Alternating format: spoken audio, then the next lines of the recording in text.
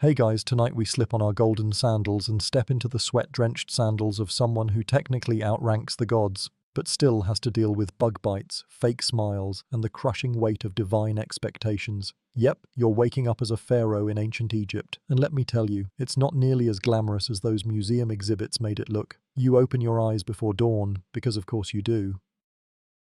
The servants begin their hush-hush shuffle long before the sun even peeks over the horizon. Someone's already burning incense in the hallway, and it's either to honor Ra, the sun god, or to cover the smell of last night's fish stew. You sit up on the polished stone slab that passes for a royal bed, draped in linens so starched they could file your taxes. And here's your first royal dilemma of the day. You're supposed to be divine. Literally, you are Horus in human form. People pray to you, but you're also very, very human. Your left shoulder's sore from yesterday's chariot practice, and something bit your ankle in your sleep. It itches like crazy, but you're not supposed to scratch.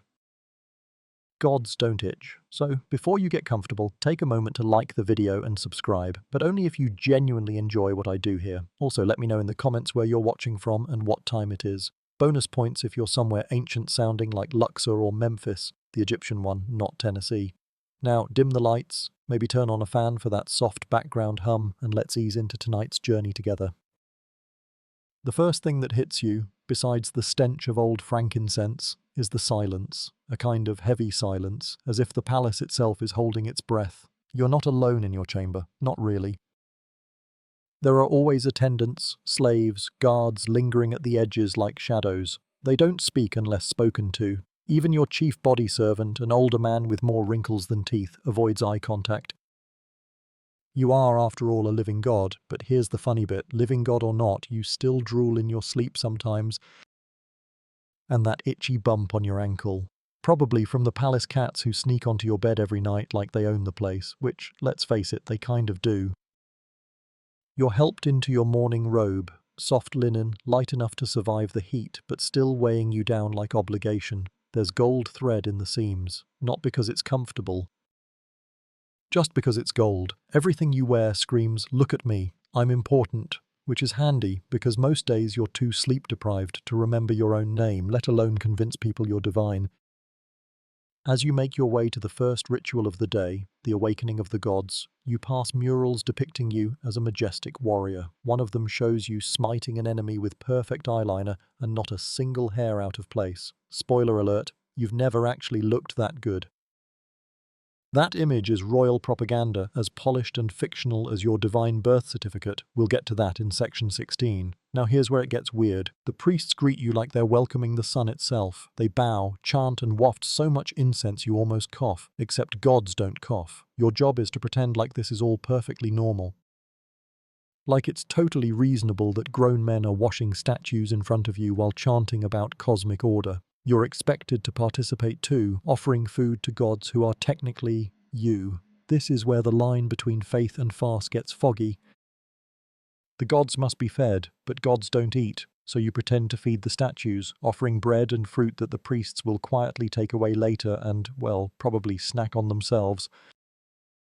It's hard not to smirk at the thought, but again, gods don't smirk. The mainstream fact here: pharaohs were considered the human embodiment of Horus, and later the son of Ra, which meant your authority wasn't political, it was cosmic. You weren't elected, appointed, or chosen by war, you were born into it.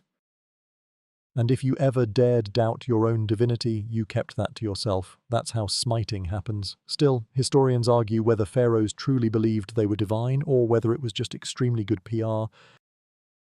Did they internalize the mythology, or just play the role because it got them access to golden spoons and crocodile-shaped perfume jars? No one knows for sure. The quirkiest detail of your morning comes just after the temple rituals, your sacred deodorant. A paste made from myrrh, natron, and crushed lotus petals, supposedly to keep you fresh and godly smelling. In reality, you smell like a perfumed mummy, and it burns a little. Just a reminder that being sacred stings sometimes. By mid-morning, you've already participated in 3 rituals, received 5 written petitions from nobles begging for favors, and accidentally insulted your third cousin by nodding a little too late during her ceremonial greeting. She'll be holding a grudge for the next decade, possibly poisoning your eyeliner. You step out onto the sun-baked stone balcony of your palace. The Nile glimmers in the distance. Below you, people chant your name. Long live the pharaoh, except you're barely awake, sweating like a roasted goat, and wondering if anyone would notice if you took a nap behind that decorative pillar. Let's pause here for a moment to remember this. Being a pharaoh wasn't just power and pyramids, it was a 24/7 performance. You didn't get weekends off, you didn't get to cry in public, and every sneeze could be interpreted as a divine sign. One time, a pharaoh sneezed during a lunar eclipse, and an entire village sacrificed their goats just in case. No pressure. By late morning, you're dragged into court. Not a tennis court, not a royal spa. No, this is the stuffy chamber where nobles, generals, and bureaucrats present their cases and beg you to solve problems ranging from grain taxes to cattle disputes. You nod, you look wise, you hope no one realizes you zoned out during the last 20 minutes thinking about honey cakes. But even in court, danger slinks in like a cobra. One wrong decree, one misinterpreted gesture, and someone starts whispering that the gods are displeased with your rule. It starts with a whisper, then a drought, then a rebellion, just another sunny Tuesday in Thebes. So why does anyone want this job? Because despite the rituals, the paranoia, and the gold that gives you rashes, being pharaoh means shaping the world. Your name is carved into stone. Your image floods the temples, your enemies fear you, and your people revere you, sort of, at least while you're alive. But here's the final twist of the morning. Even as you rule the living, your mind is constantly tethered to the afterlife. Every decision you make, every statue you commission, every offering you approve, it all shapes your odds in the next world. You are judged not just by the people, but by Osiris himself. You sigh, scratch the ankle bite. Briefly, secretly, the gods can keep their secrets. You just want 5 minutes of peace and a cold drink. Maybe something that doesn't taste like papyrus. Too bad. Time for your midday blessing ceremony. Section 2. You are not even halfway through the day, and already the divine expectations are stacking up like bricks on your tomb to be. As pharaoh, your schedule doesn't just fill itself, it multiplies like scarabs in the grain stores. And now it's time for the second worst part of your day, more rituals. You're led, slowly and ceremoniously, through a long, sunlit corridor. Every square inch of the wall around you is chiseled with images of, you guessed it, you, smiling benevolently, smiting enemies, receiving gifts from gods. Not a single portrayal shows you sweating through your linen or rolling your eyes at yet another sacred offering. But that's what's really happening behind the facade.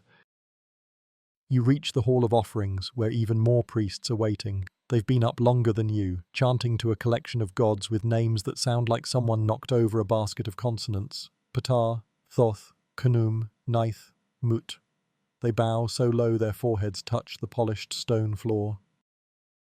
You resist the urge to yawn. The air is thick, again, with the scent of incense. This one is frankincense with undertones of regret. Or maybe that's just your breakfast repeating itself. You sit on your ornate throne, which somehow manages to be less comfortable than a pile of bricks. The seat is carved with lions and vultures. You're trying not to think about how the vulture represents your upper Egyptian side, because yes, even your symbolic butt cheeks are politically loaded. Now it begins, the morning ceremony of divine sustenance. A priest walks up carrying an offering plate with bread, onions, dates, and... Is that goat tongue? It's hard to tell under all the garnish. You have to accept it with a solemn nod, raise it skyward and mutter a prayer you've said 1,000 times. You could say it backward and still no one would notice. This part isn't for you, really. It's for the gods.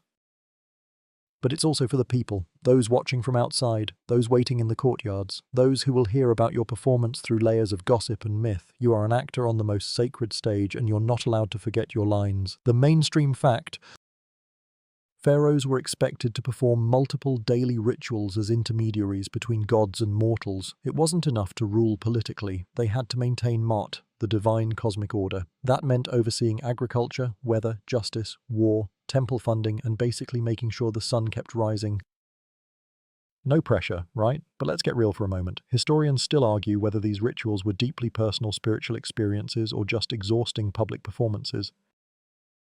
Did pharaohs feel divine connection, or were they just trying to avoid temple drama and another passive-aggressive scroll from the high priest of Amun? You finally make it through the ceremony without tripping over the sacred incantation or dropping the plate of onions. A small victory. The priests bow again and you pretend not to see one of them eyeing your gold sandals a little too long. Honestly, you're starting to suspect someone's stealing your sandals. You're on your third pair this month. Then, surprise, you're due at the Temple of Hathor in 10 minutes for a blessing of fertility. You try not to laugh. You've already fathered so many children that no one's quite sure who's legitimate anymore. Including you. The sun is climbing higher now, and so is the temperature. Even gods sweat in Egyptian summer. You're handed a parasol by one of your attendants who's been running alongside you since dawn. You glance down and recognize him as the same boy who fell asleep during yesterday's river parade. You make a mental note to reward his stamina. If he survives the heat stroke, you arrive at the next temple. More incense, more chanting, more offerings. This time you're asked to pour sacred water over a statue of Hathor, goddess of music, love and joy. You do it with all the enthusiasm of a wet cat. And yet no one notices. They're too busy singing and shaking sistra, metal rattles that clang out blessings to the goddess. To you it sounds like someone dropped silverware down a flight of stairs. Just when you think it's over, a priest brings forward a basket of newborn animals, lambs, ducklings, kittens, to bless. You're supposed to smile and gently stroke their heads. You do, although one of the ducklings poops in your hand. Again, gods don't flinch. Now, for the quirky tidbit. Did you know the pharaoh's toenail clippings were considered sacred? Yep. Sometimes they were collected and buried in miniature coffins to protect them in the afterlife. That means right now, someone in the palace is probably sweeping up your skin flakes and whispering prayers over them. Sleep tight. Back in the palace, you're herded toward a meeting with your vizier. He's got that tight-lipped expression again, the one that means taxes are late, the Nubians are stirring trouble, or someone's written a poem mocking your ears. You listen to a report about grain shortages in the north and the cost of repairing one of your smaller pyramids. You try to look concerned while daydreaming about cold pomegranate wine and a nap on the barge. Your vizier drones on. And so, if we reduce the cedar imports from Byblos, we might… Wait, weren't you building a new temple with that cedar? You nod sagely, which is Pharaoh speak for, I have no idea what you just said, but I trust you to fix it. Just then, the high priest of Amun bursts in, robes flapping like an angry goose. Apparently someone forgot to deliver gold leaf for the statue of Osiris, and he's ready to wage spiritual war. You soothe him with promises and vague threats, classic divine management style. The priest calms down, bows, and kisses the floor. You glance at your vizier. He's rolling his eyes so hard you worry he'll summon a demon. At last, you escape to your private chamber. You sit on the floor, stretching your legs. For a moment it's quiet, no chanting, no smoke, just the distant trickle of the courtyard fountain and the gentle shh of a palm fan waving beside you. This moment doesn't last. A servant arrives with your lunch tray. Roasted duck, lotus salad, figs and honey cakes. You barely taste it. You've got another temple ceremony in an hour. And another right after that, then court, then another ritual. And don't forget the sacred bull inspection at dusk. You stare at the food, you're tired. But being tired is not allowed. Being divine is a full-time job. As you chew a fig, you wonder, what if you didn't go? What if you skipped the next ceremony and just lay here, 5 minutes, maybe 10? Would Ra really be angry? Would the Nile stop flowing? You almost want to try it, but then you remember what happened to your uncle, the one who accidentally missed the moon festival. He was stung by a swarm of wasps the next day. No one said it out loud, but everyone knew. The gods noticed. So you rise, you put on the smile, the golden mask. You are Pharaoh, son of Ra, lord of the two lands. You do not get to rest, not yet. Section 3. You step out into the courtyard, and instantly the sun slaps your face like an overexcited priest during a coronation blessing. It's relentless. You blink, dazed for a moment, until your eyes adjust to the shimmering white glare of limestone everywhere. Palace walls, statues, walkways, all practically glowing with holy radiation. Welcome to the Pharaoh's afternoon. The sacred bull ceremony is waiting. Yes, you heard that right, bull, as in giant, snorting, 1,200-pound animal with eyes that say, I may or may not trample a god today. His name is Happy, named after the god of the Nile. And no, you didn't choose him, the priests did. Supposedly, they spotted markings on his body that resembled the sacred symbols of life and eternity. You can't quite see it yourself. You think it looks more like a badly drawn fish, but who's going to argue with a room full of incense-choked prophets?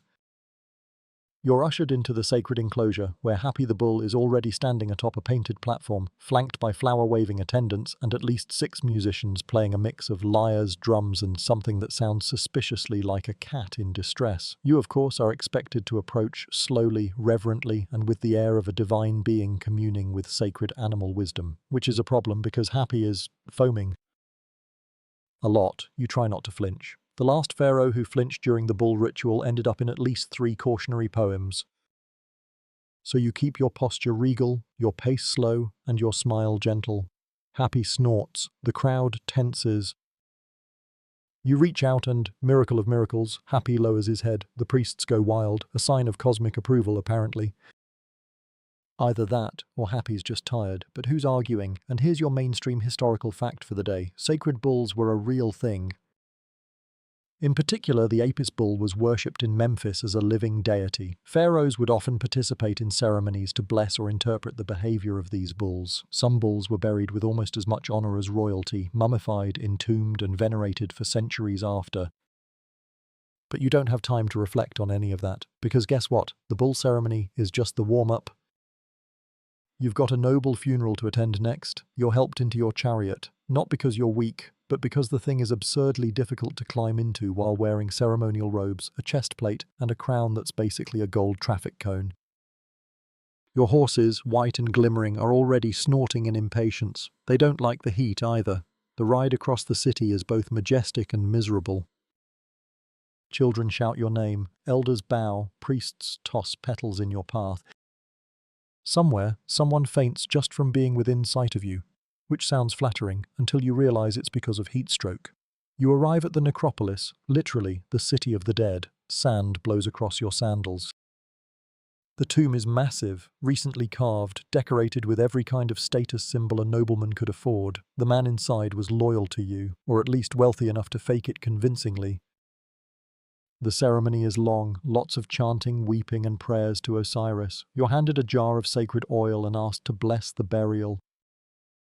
You do, muttering a line about eternal grain and green fields. But while the priest is talking, your mind drifts. Because here's the thing, funerals are a daily occurrence in Egypt, and you've already started thinking about your own. Not in a morbid way, more like planning ahead. Every pharaoh worth their salt starts planning their tomb the moment they take the throne. Some even sooner. And now for your fringe detail. Some pharaohs had backup tombs, decoys, just in case tomb robbers got too ambitious. Imagine building a fully decorated fake grave just to trick future thieves. And somehow, it worked. For a while. As the nobleman's sarcophagus is lowered into the burial shaft, the priest shouts something about judgment and eternal truth. You nod solemnly. Another soul sent to face the scales of Mahat, where their heart will be weighed against a feather. You try not to wonder how your own heart would fare. Divine or not, you've told a few lies, maybe more than a few. Historians still argue whether pharaohs truly feared judgment in the afterlife, or whether the elaborate burial rites were more about public image and architectural bragging rights. Because let's be honest, your tomb isn't just about dying, it's about legacy. It's your Instagram profile, your presidential library, and your apocalypse bunker, all rolled into one. Back at the palace, the sun is dipping low now, casting long shadows across the columns. Your sandals are filled with sand, your lips are dry. And still, there's no rest, because now it's time for the most exhausting performance of all, family time. You walk into the royal garden where your wives and children are gathered like a particularly well-dressed cult. They rise when they see you, all of them, the great wife, secondary wives, concubines, royal daughters, princelings. Dozens of eyes, all waiting for you to smile. You make the rounds, kiss the heads of the youngest children. Ask your eldest son about his temple studies. Listen patiently while your wife complains about a rival noble's peacock being too extravagant. You laugh when appropriate, you sigh when needed. But deep inside you're scanning the faces. Who's loyal? Who's ambitious? Who might be whispering to the priesthood behind your back? Because, fun fact, pharaohs were often undermined not by enemies, but by family. One of your own sons could be plotting to speed up your afterlife travel. And let's not even talk about your brother. He's been hunting a lot lately. In Egypt, that's code for building alliances. You lean against a palm tree, watching the sunset turn the sky gold and crimson. And for a moment, just one brief, soft breath, it's beautiful. The Nile gleams in the distance. The birds wheel overhead. Your youngest daughter toddles by, giggling. Then a messenger sprints into the garden, robes flapping. There's unrest in the south, he gasps. Possibly Nubian raiders. Of course there is. You nod, turn back toward the palace. Duty calls again, but you don't run, you walk. Slowly, majestically, because even now, especially now, you are Pharaoh. And pharaohs don't panic. Section 4. You barely make it back through the palace gates before the royal scribes are already lining up, their reed pens twitching like hungry locusts. They carry scrolls full of bad news wrapped in polite language, minor unrest, slight crop delay, unusual movement near the southern border. You don't even sit. A pharaoh never shows fatigue, even when his sandals feel like boiling pancakes under his feet. You raise a hand. Silence falls instantly. A palace scribe unrolls a scroll the size of a fishing net and begins reading aloud in that nasal voice only trained administrators seem to have. It's all there. Southern patrols have spotted unfamiliar riverboats near the Second Cataract. Nubian warriors, possibly. Maybe just traders, no one's sure. Which is never what you want to hear when you're in charge of a country that stretches over 900 miles along a river filled with crocodiles, hippos, and intrigue. You exhale slowly, deliberately. It's time for the Council of War. Let's not get too excited. This isn't Game of Thrones. Your council consists mostly of old men with scrolls, beards, and opinions. Lots of opinions. You sit in the central court of the palace beneath a massive painted ceiling showing you, of course, conquering your enemies with a single swing of a golden mace. Everyone bows before they speak. Everyone chooses their words like they're playing verbal Jenga. Your Divine Majesty, says the general of the southern garrison, we believe it would be wise to send a scouting party downriver. Lightly armed, discreet. Discreet is not a word that excites the high priest of Amun, who immediately objects. Your Majesty, he intones, if we do not respond with the full weight of your divine army, we appear weak. The gods punish weakness. And here's your mainstream fact for the day. Pharaohs were not just rulers, they were expected to be military leaders. Sometimes they led campaigns personally, riding into battle in chariots with banners flying. Other times they sent generals and posed dramatically on temple walls afterward like they'd just invented the spear. But the decisions were never simple. If you send too many soldiers south, you leave the north exposed. If you send too few, and it is an invasion, well, you'll be the pharaoh who let Nubians sack a temple. And nobody wants that written on their tomb wall. You consider the options, quietly. 10 ships, you say? Light infantry? Fast scouts? And tell them to bring gifts. Everyone looks confused. Gifts? Asks your vizier. For the Nubian chieftains, you reply. In case they're just bored, or drunk, or both. You don't wait for approval. You're Pharaoh. This is your stage. You rise, sweep your robe dramatically, and exit the court. If you trip slightly on the marble step, no one says a word. Now for your quirky historical tidbit. Some pharaohs, like Pepi II, sent soldiers south not to fight, but to charm. Pepi II reportedly sent dancers and perfumes to African tribes to keep the peace. Who needs spears when you have sass? Back in your chambers, the atmosphere is calmer, for now. The incense is lighter, jasmine this time. Your personal attendants are quietly folding linen, polishing jewelry, or pretending not to listen to your sighs. You remove your crown. It's heavier than it looks. It always is. There's a reason pharaohs rarely wore it for long. That iconic headdress, the Nemes, with its blue and gold stripes, makes you look divine but gives you a neck cramp that rivals any chariot crash. You sit in front of a polished bronze mirror. It doesn't lie. You look tired, regal, yes, but tired. You splash your face with cool rose water, and for a second the reflection seems softer. Younger, almost vulnerable, but only for a second. A servant brings you news. Your astronomers wish to speak. Of course they do. You walk with leaden feet to the observatory wing. It's perched high above the palace, a breezy tower lined with scrolls, star charts, and a whole lot of squinting old men pointing at things you can't see. They tell you a lunar eclipse is coming in 2 days. A bad omen possibly. You suppress a groan. You've already got heat, unrest, and bull ceremonies. Now the moon wants to start drama. Historians still argue whether eclipses were always viewed as ominous in Egypt. Some records show fear, others suggest they were seen as cosmic reminders to realign with Ma'at, the universal balance you're supposed to be upholding with every breath. One of the astronomers hands you a clay tablet with rough drawings of the phases. You nod sagely as if you understand it fully. You don't. But you'll ask the high priest to prepare a calming ritual, maybe offer the gods a goat or a particularly annoying court poet. Speaking of which, you still have to visit the House of Life before nightfall. The House of Life is Egypt's version of a university and archive, except with more superstition and better handwriting. It's where scribes, doctors, magicians, and mathematicians work.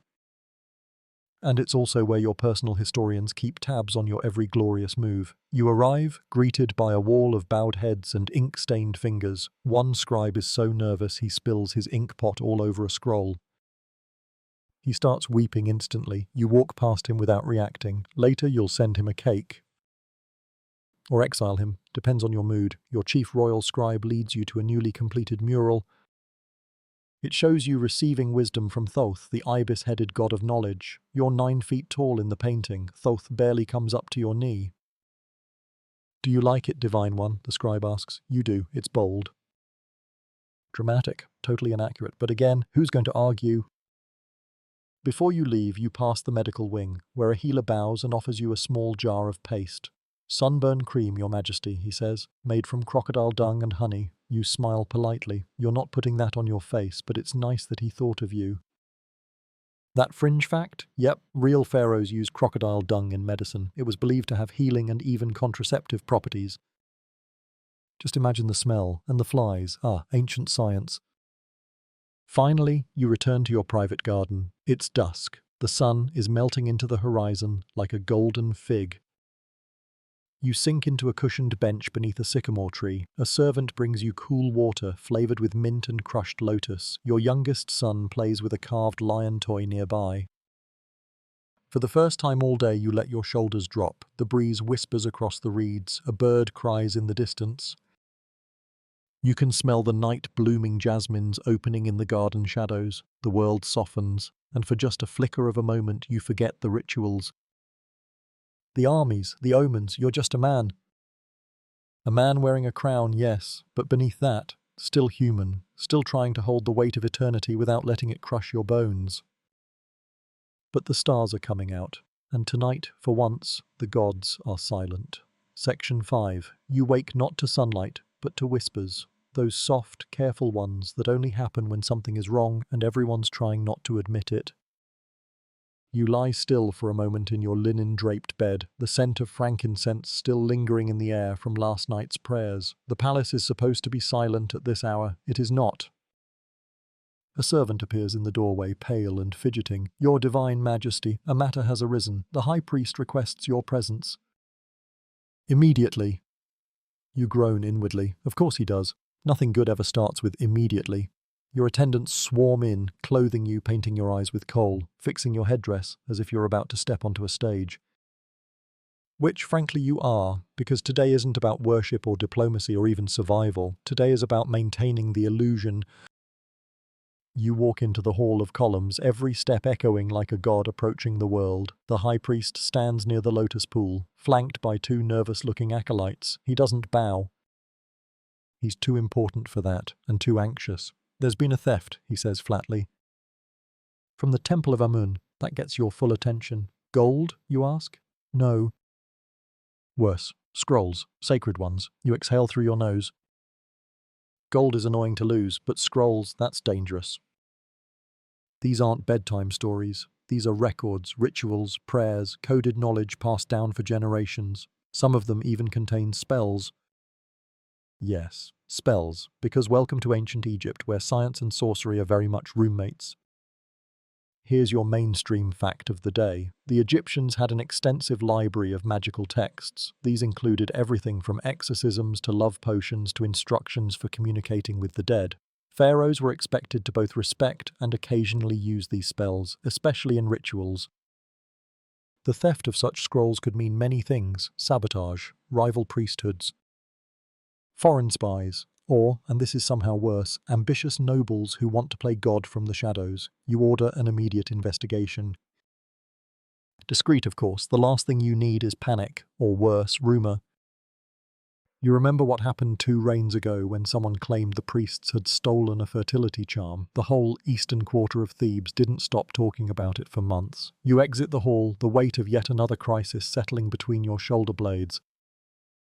And now you're supposed to host a public festival, because nothing screams divine stability like parading through crowds while secretly wondering if your enemies are conjuring demons behind your back.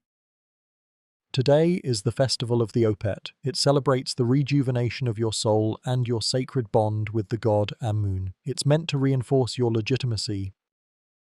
In short, a huge PR stunt with drums. You board the ceremonial bark, a gold-plated riverboat with curved ends, lion carvings, and enough incense to make the Nile smell like a temple. You are carried through the streets of Thebes first, where the people cheer, throw flowers, and chant your name. You wave regally, like someone who didn't just hear that someone may have stolen the ritual to summon a crocodile god. The procession winds down to the river, where priests load your bark onto a larger ceremonial boat pulled by rowers. As you drift down the Nile toward Karnak, musicians play flutes and sistrums, and dancers twirl in linen skirts.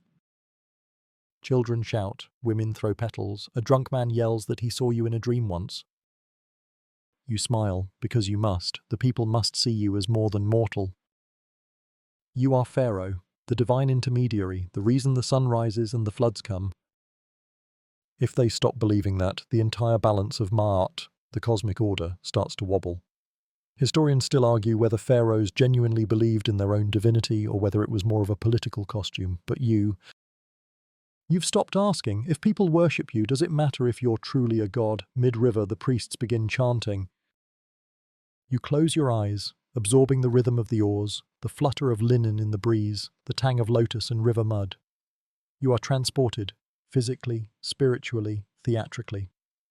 The boat docks at the temple of Luxor, where another crowd awaits.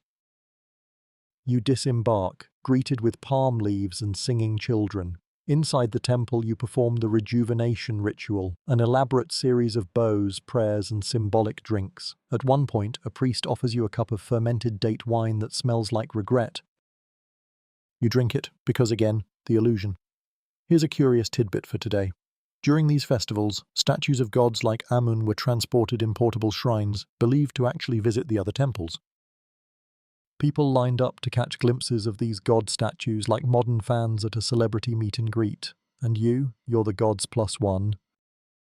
Back at the palace, well after sunset, you're exhausted but not finished. The scroll thieves still haven't been found. You call in your chief of security, a stocky man named Penray, who smells faintly of goat and always looks vaguely guilty. No leads yet, Majesty, he mutters. You consider ordering his exile, or at least a demotion to crocodile stable duty. But instead you sigh and tell him to double the guards around the temple archives. You walk alone for a while, through moonlit corridors, past statues with eyes too lifelike, past guards who salute without blinking. You end up in the oldest part of the palace, a wing built by your great-grandfather.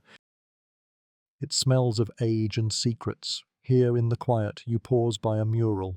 It shows a young pharaoh, bare-chested, arms raised, facing a massive serpent. Below, his people cower. Above, the gods look on. You touch the wall gently. Your father used to bring you here. Tell you stories about that mural, how leadership means facing monsters. Even the ones no one else sees, even the ones no one believes in. And tonight, you believe that scrolls can be weapons, that priests can lie, that festivals can hide fear, and that maybe, just maybe, being divine isn't about being perfect. It's about enduring. Even when no one sees what you're carrying, even when the river keeps flowing, the festivals keep dancing, and the stars stay silent. Section 6. Morning again. Or what passes for it when you've only had 4 hours of sleep, most of them spent dreaming of scrolls unraveling into snakes. You sit up slowly, feeling the stiffness in your back from yesterday's procession. The stone floor beneath your sandals is cool, but outside, the air already buzzes with heat and flies. Breakfast is brought to you on a gold-inlaid tray. Figs, dates, flatbread, and a small cup of beer. Not the heavy kind, a light brew Egyptians drank like water. You stare at it blankly, remembering that somewhere out there, someone still has your stolen temple scrolls. But first things first, today's agenda includes a visit to the necropolis. Yep. The city of the dead. Because when you're Pharaoh, you don't just build your future, you curate your eternity. You travel by chariot, bouncing along dusty roads through the west bank of Thebes. Behind you rolls a convoy of servants, guards, priests, and at least one terrified architect, because today you're reviewing progress on your tomb. Let's be honest. It's a little weird, right? Planning your own death palace while you're still very much alive, but that's the job. In ancient Egypt, you didn't just die, you transitioned, and that transition had to be flawless. Here's your mainstream fact of the day. Pharaohs began constructing their tombs from the first year of their reign. The longer they lived, the more extravagant the tomb became, and every inch mattered because your afterlife depended on it. You arrive at the Valley of the Kings, a rocky, sun-blasted gorge with more secrets beneath the ground than above it. Your tomb entrance is hidden behind a modest facade, but below, an entire maze is taking shape. Chambers, corridors, and a burial vault fit for eternity. At least, that's the idea. The architect bows low. Great one, we have completed the second antechamber and begun carving the scenes from the Book of the Dead. You nod, stepping carefully into the cool shadows of the tomb. The air is dry and thick with dust and coppery stone. Workers back away, bowing as you pass. You inspect a freshly painted mural, yourself, of course, standing before Osiris, ruler of the underworld. You look heroic, tall, confident. Not like someone who barely survived a festival on fermented date wine. Include more offerings in this scene, you say. Bread, beer, meat, especially meat. The scribe scribbles notes, eyes wide. Here's a curious tidbit. Egyptians believed that the images painted on tomb walls weren't symbolic. They were literal provisions for the afterlife. If it wasn't drawn, it didn't exist. Forget to paint a loaf of bread. That's one less snack for eternity. As you walk deeper into your future death trap, a priest mutters protective spells behind you. You try not to think about the fact that some tombs collapsed before they were finished. Or worse, were looted within years. You pause in the burial chamber, where a team is chiseling hieroglyphs into limestone. May your heart be light as a feather, one reads. Ah yes, the heart-weighing ceremony, one of the more stressful parts of the afterlife. In case you're rusty, when you die, your soul is judged. Your heart is weighed against the feather of Ma'at, cosmic balance. If your heart's too heavy with sin or regret, it's gobbled up by a crocodile, lion, hippo monster named Amit. Game over. No second chances, just soul snack time. Historians still argue whether pharaohs truly feared this judgment, or if they assumed their divine status gave them a free pass. But looking around your tomb, you can't help but wonder if maybe, just maybe, you're hedging your bets. You climb back into daylight, blinking in the harsh sun. A servant offers you water, you wave him off. You're not thirsty, you're thinking, because here's the thing about tombs, they're never just about death. They're about control. You can't control what happens after you die, but you can control how you're remembered. You return to your chariot. The wheels creak. The road back to the palace is long, lined with curious villagers and silent fields. You pass a canal where children splash, their laughter carried on the wind. It almost sounds like freedom. At the palace, your vizier meets you with a tight smile. We've had another incident. Of course you have. This time it's in the harem, and don't get excited, this isn't the spicy kind of story. One of your secondary wives has accused another of poisoning her figs. Again, you sigh so hard it startles a nearby guard. You enter the harem courtyard where golden cages of parrots hang from trees and perfume lingers in the breeze. It looks idyllic. It is not. Dozens of women live here, wives, concubines, potential political alliances in perfume and silk. Their beauty is carefully curated, their rivalries less so. You find the accuser weeping on a bench. Her maid stands nearby, holding a suspiciously uneaten platter of fruit. The accused glares at you from across the garden, arms crossed. She said I looked tired, the accused snaps. That's practically treason. You pinch the bridge of your nose. You did not become the living god of Egypt to mediate fig fights. Still, you must act. To lose control here is to invite chaos. You order a priest to test the fruit with ritual methods, which probably won't reveal anything more than a bruised fig and some fly droppings, but it's about process. Justice must be seen. You walk away before the drama escalates into eyeliner smearing. Here's your fringe tidbit of the day. Royal harems weren't just places for lounging. They were full political ecosystems, networks of influence, gossip, even coup attempts. One pharaoh, Ramses III, was almost murdered by his own harem in a plot involving magic wax figurines. Imagine getting shanked by voodoo. Back in your chambers, you change into fresh linen and let the palace air cool your skin. Your steward arrives with good news. The Nubian delegation has responded to your gifts. They'll meet your envoys at the southern border next week. That's a win, a small one, but you'll take it.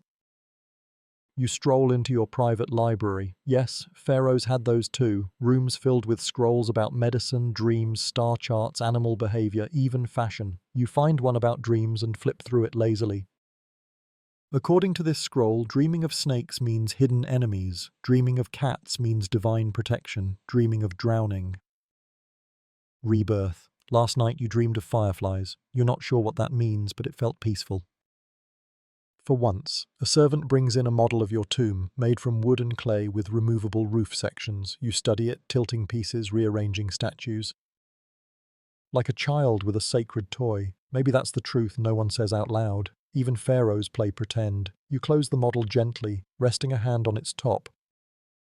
Outside, the Nile rolls on, steady and vast. Somewhere, someone may still be plotting or praying. Or painting your face on a tomb wall. But for now, here you are, breathing. Planning, enduring. Section 7. You wake to the sound of drums. Not festival drums, not temple drums. These are deeper, steadier. A slow, percussive warning rolling in from the desert like the footfall of some ancient beast. You sit up. Outside your chamber window, the horizon glows pale orange. The day hasn't even started, and already your pulse is ticking faster than you'd like. Your Majesty, your vizier says, slipping into the room with the smoothness of bad news. The desert tribes have moved again. They're nearing the northern grain routes. You mutter something unpharaonic under your breath. Because here's the thing about ruling Egypt. You're not just king of palaces and pyramids. You're CEO of logistics, guardian of supply chains.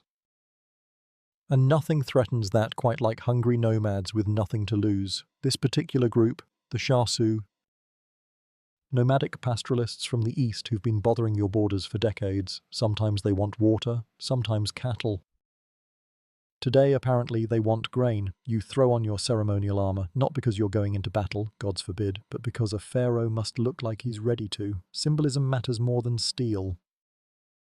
Here's today's mainstream historical fact. Egypt relied heavily on well-guarded trade and transport routes for its economy, especially when it came to grain, which was both food and currency. Disturbances along these routes? National crises. You march into the war room, which is a fancy word for a chamber full of sand maps, little wooden soldiers and generals who speak in metaphors. They bow low, but their eyes flick toward each other. There's tension here. Not fear, just uncertainty. The grain barges haven't moved for 3 days, one says. They're scared, says another. If the Shasu raid them mid-river, they'll lose everything. You nod, and not just because it's the only thing you can do while thinking. What's the priesthood say, you ask?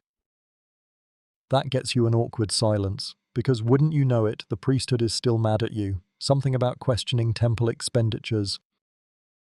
And maybe implying that the high priest didn't need a second ivory chariot. Eventually someone mutters, they're consulting the stars. Of course they are. You decide to act without them. Send word to the Nubian garrisons, you say. Have them bolster the river patrol, and tell the barges to move under guard. The generals nod. One even smiles a little. You've just made a decision. That's progress. But here's the real crisis. While all this unfolds, your people still expect miracles. Rain in the south, gold in the treasury. And Pharaoh must remain calm. You're not allowed to sweat. Literally or figuratively, you return to your chambers, slip off the armor, and sigh, deeply. One of those sighs that sounds like it came from the afterlife. Your steward enters with your schedule. You wave him off. Not today, you murmur. Clear the board. Instead, you take a walk, not a procession. No guards, just you. Down through the palace gardens, out the back gate, past the fig orchards where the air smells like sun-warmed sweetness and fermenting ambition. You end up at the workers' village near the tombs, a cluster of sun-baked homes, smoke curling from rooftop stoves, children darting between goats. These are the people who carve your eternity. And today they look worried. You stop at one hut, nod at the man outside. His hands are chalk white with limestone dust. "How's the wall coming?" you ask. He blinks, surprised. "Slower than expected, Divine One." "The pigments are cracking." You nod. "Try fig sap mixed into the plaster. My mother used to do that with her frescoes." He bows, not just because you're Pharaoh, but because for a moment you sounded like a person.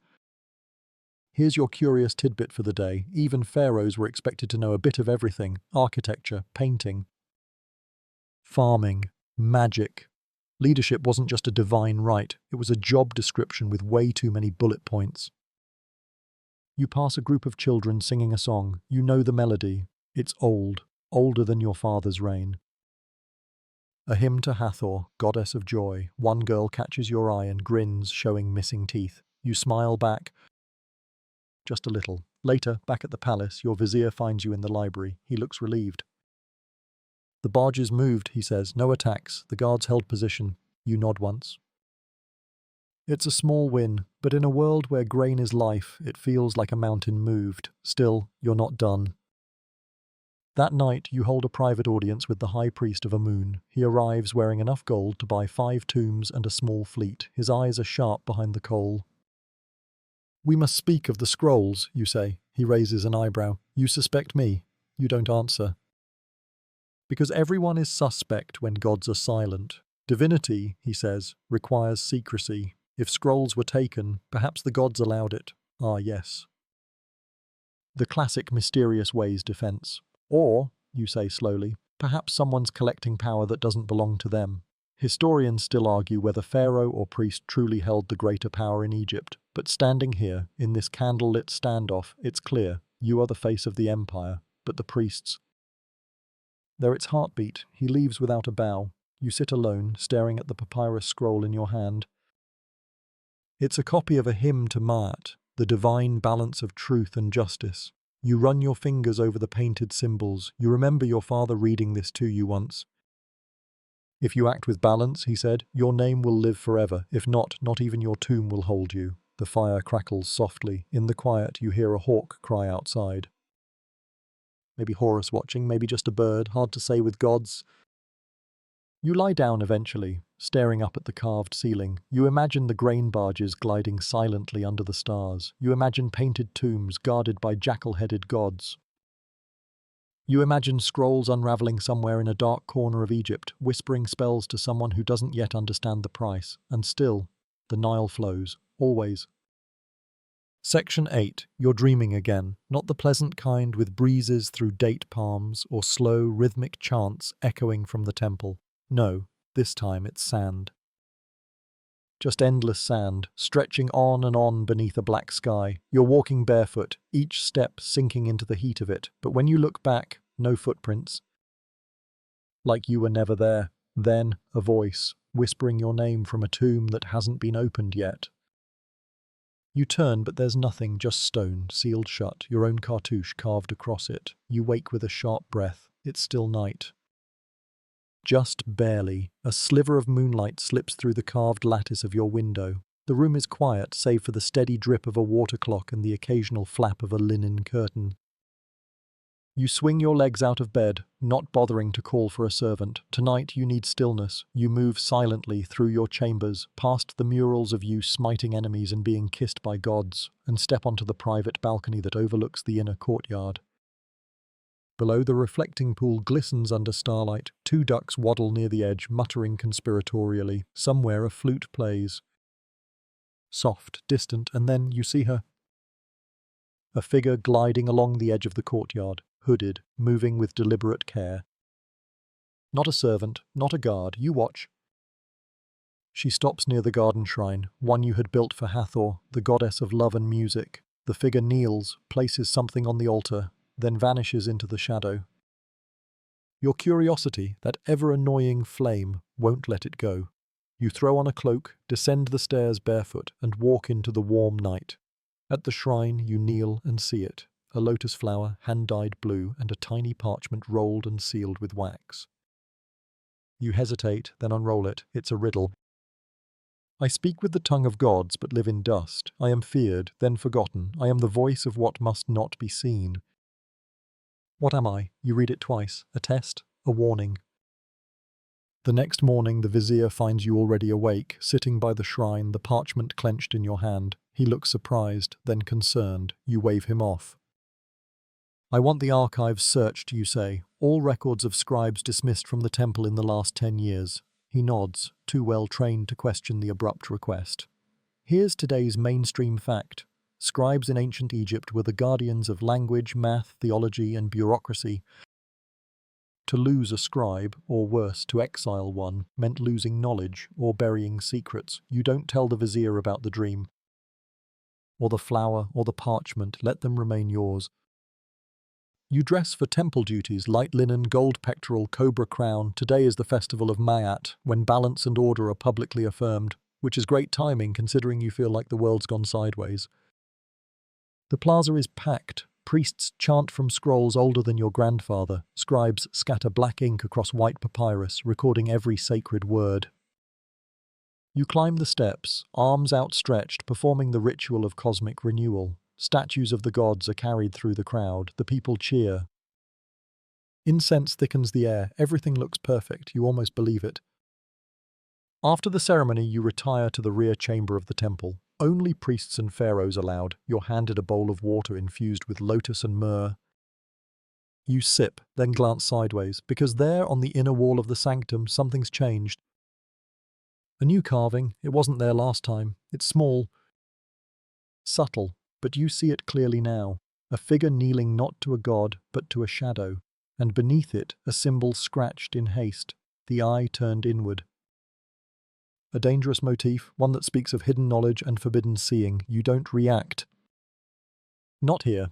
Later, in your private library, you summon the only person you trust completely, your sister. She arrives wearing travel clothes and no jewelry. As usual, she looks more like a general than royalty. You hand her the parchment. She reads, then looks up. Someone's watching you. You nod. And they're smart? This isn't an assassin, it's a message. She leans forward. You think it's someone inside the palace? I think it's someone who knows how to get inside my head. She exhales slowly, eyes narrowing. Want me to hunt them down? You hesitate, because that's not the answer yet. I want you to watch, you say. Not strike, not yet. Here's your quirky tidbit of the day. In royal courts, information moved faster than any courier. Between palace gossip, temple whispers, and servant chatter, news could travel across Thebes in less than a day without a single papyrus changing hands. Which means someone wants you to know something, but not all of it. You spend the next few days acting normal. Oversee land distributions, approve grain taxes, smile at foreign envoys. Even pose for a new statue. But at night you return to the shrine, each time a new lotus, a new parchment, each riddle darker than the last. I am born in silence. I sleep in stone, yet I speak louder than thunder. What am I? The dead fear me. The living deny me. The gods avoid me. Who am I? You don't solve them. Not fully, but each seems to point toward the same theme, truth buried under ritual, knowledge sealed away. One night your sister finds you pacing the library. I traced the dye used in the lotus petals, she says. It's rare. From punt, used by scribes or alchemists, you raise an eyebrow. We still have alchemists, she shrugs. The temples deny it, which means we probably do. Historians still argue whether alchemy in ancient Egypt was purely spiritual transformation, like turning the soul into gold or something more material. Either way, the idea of transmuting knowledge itself was never far from heresy. That night you dream again. This time you're standing before your own tomb, but it's already sealed. Your name scratched off, the symbols corrupted, you wake with your heart pounding. That morning, a report lands on your table. One of the stonemasons has vanished, no signs of struggle. Just gone. You dress quickly and ride out alone, under pretense of inspecting tomb work. When you reach the site, it's eerily quiet. Inside your tomb, the main hall is empty, except a new symbol, carved small behind a column. The eye again, but this time open, watching. You stand still, because this isn't just a warning anymore, it's an invitation. Section 9. You spend the rest of the day with that symbol burned into your thoughts, the eye, wide open. Watching. It's not a random glyph, not temple graffiti. Someone carved it in a sacred space, hidden just enough to be overlooked unless they wanted you to find it. And you did, which means the game has changed. You're not just ruling from the throne now. You're walking a tightrope in the shadows, where even the gods seem to look away. You return to the palace as the sky turns bronze. The Nile glows red beneath the setting sun, as if the water remembers every drop of blood spilled on its shores. That night you can't sleep, so you walk, barefoot again, quiet as a rumour, through the hall of columns, each one carved with prayers you've memorized since childhood, down the corridor of falcons, past the room where foreign diplomats wait with gifts and lies. You end up where you always do lately, the shrine of Hathor. The flowers are there again. But this time not just one, 3, each one folded carefully. Indigo-stained petals bound with fine linen thread, no parchment though, just silence. And something else, a small figure left at the base of the shrine, a statue, clay, simple, handmade. A woman's shape with a missing head, you crouch, examine it, a fertility figure maybe. But old, older than your dynasty, possibly older than the temples themselves. Suddenly behind you a voice. You've come far to find what you already know. You freeze, turn slowly. It's a woman, hooded, standing in the shadow between columns. Face half lit by moonlight. She's not a priestess. Her stance is wrong. Too still, too steady. You've been leaving the riddles, you say. She doesn't answer, just tilts her head. Then she says, "You remember the scrolls, don't you?" And your stomach tightens. Because yes, you do. Flashback. You're 14, still too young for the throne but already paraded as the heir. You sneak into the lower temple with a friend, a junior scribe who talks too fast and always smells like ink and dates. He shows you a door hidden behind a statue. Behind it, a library. Not just any library, a forbidden one. Scrolls written in red ink. Symbols that seem to shift when you blink. One even murmurs when unrolled, whispering names not spoken in court. Your friend warns you, these are the heretic's records. The heretic. Akhenaten, your ancestor who tried to erase the gods, who worshipped only one sun. Who moved the capital, broke the temples, and vanished from monuments after his death. His name isn't spoken, his face is scratched from the walls. But the scrolls survived. You read one, only one. And for weeks you dreamed of eyes in the sky and voices in your skull. You ordered the room sealed, but now someone else has opened it. Back in the present, the woman nods slowly, as if she just heard your thoughts. The truth always returns, she says. Who are you? You ask. She steps forward into the moonlight. She's not old, not young either. Somewhere in that ageless space where time forgets to count.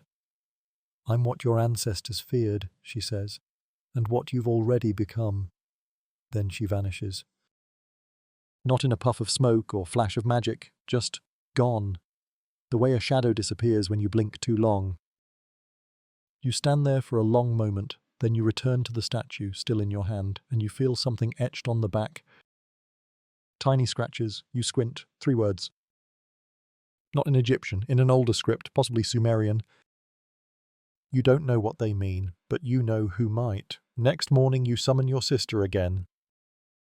She's used to strange requests by now, but this one makes her frown. Sumerian, she says. You've been digging deep. You show her the figure. She traces the symbols with a calloused thumb. I'll ask around, she says. Discreetly. Not the priests, you warn. She nods once. I'll go outside the palace. Here's today's mainstream fact. Egypt wasn't isolated.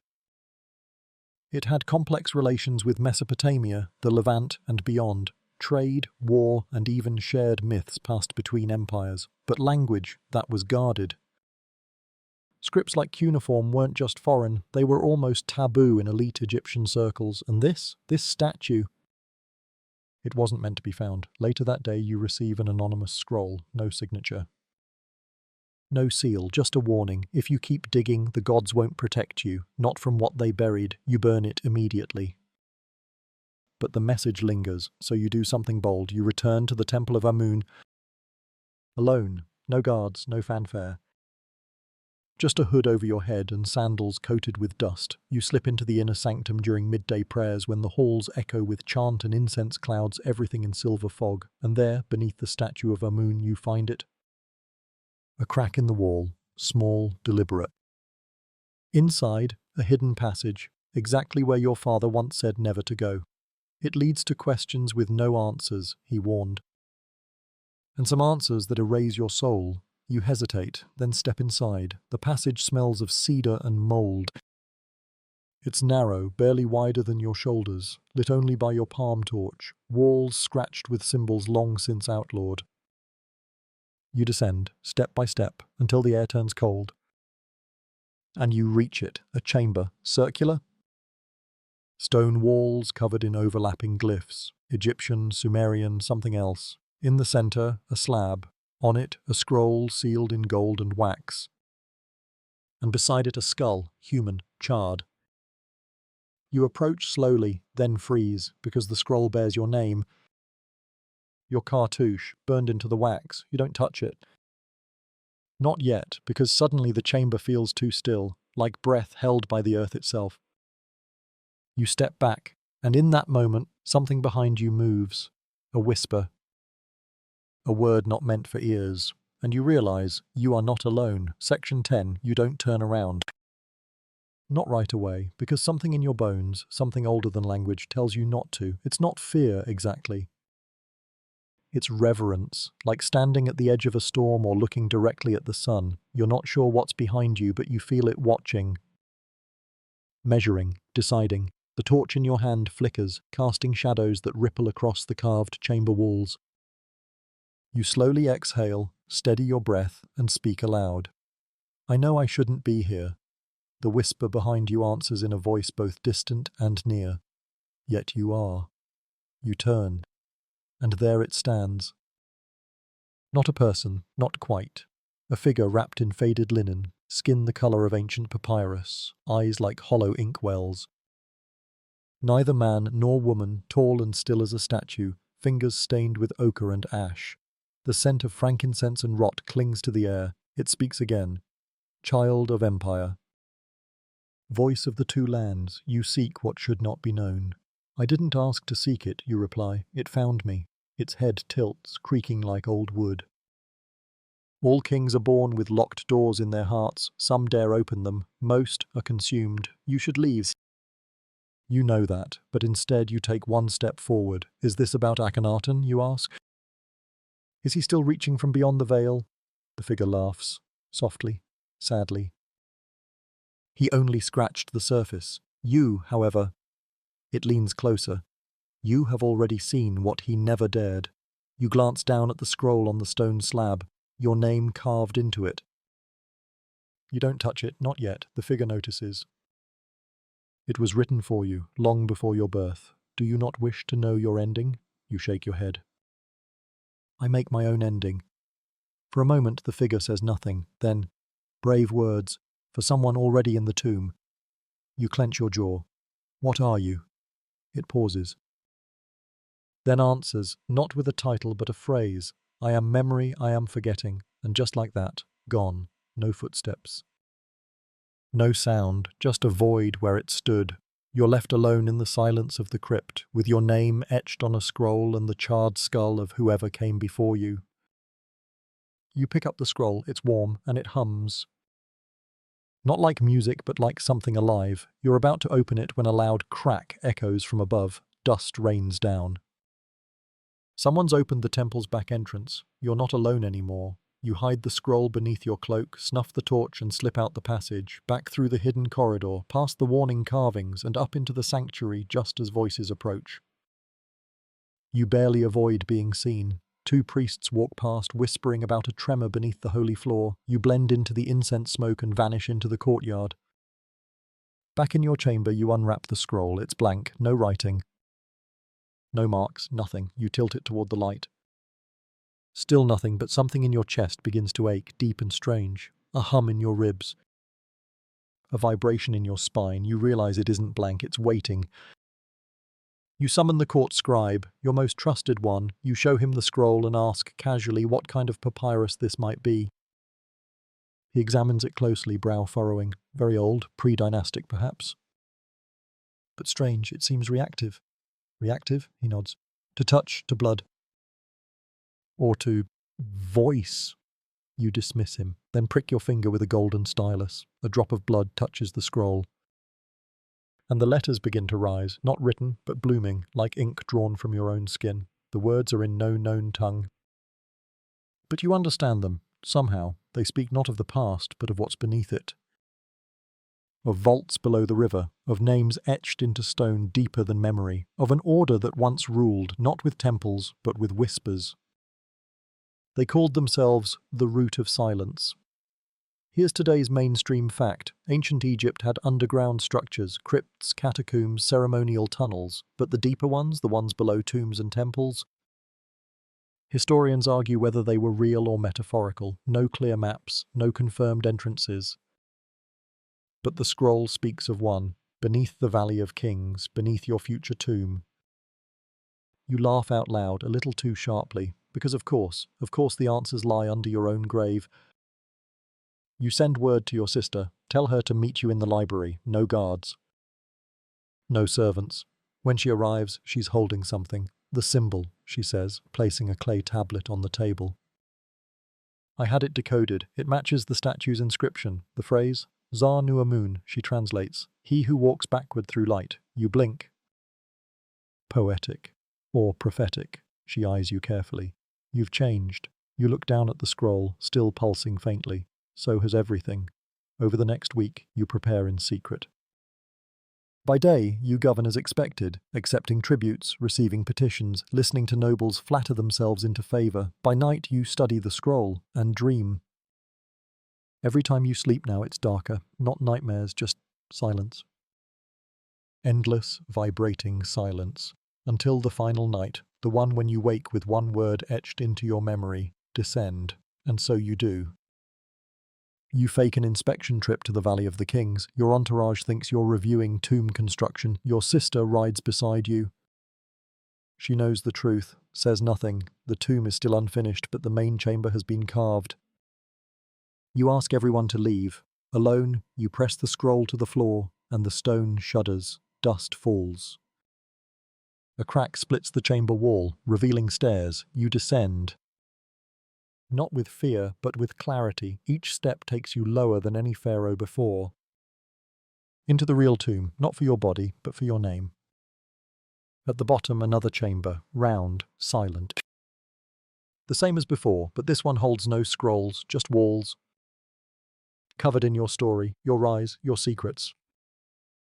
Your choices, your end, and in the center, your name, written once, then erased, then written again. Historians still argue whether ancient kings believed in fate or wrote it as they went. Tonight you suspect it's both.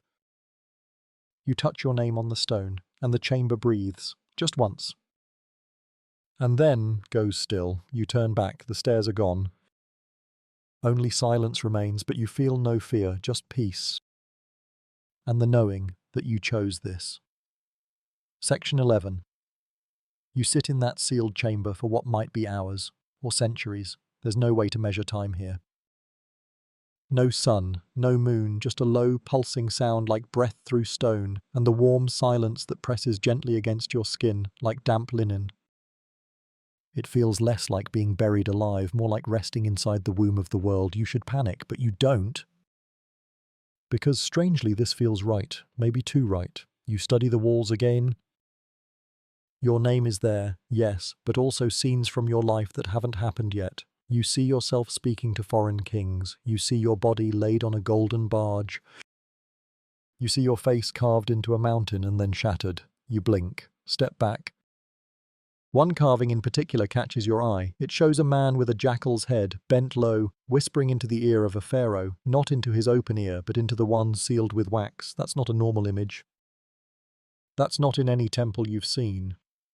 Fringe scholars sometimes mention such rituals, ear sealing, as part of extreme funerary rites, the idea being that the pharaoh mustn't hear lies in the afterlife. Or worse, mustn't hear the voice of something else. You step closer to the image, and suddenly you hear it. Just a breath, a whisper, not in your ears, but in your skull. Would you trade truth for legacy? You spin around. No one, no torches, no footsteps, just that voice. Inside you now, the room begins to shift, walls expanding and contracting slowly as if the chamber itself breathes. The carvings seem to soften, ripple slightly, showing not just prophecy but memory. You see the first pharaohs, naked, painted in ochre, staring at stars they do not yet understand. You see a queen, possibly Sobekneferu, slicing her palm and marking a door that opens into night. Mainstream historians agree on this much. Egypt had powerful female rulers, though their records are often fragmented. But here in this hidden chamber, she's whole.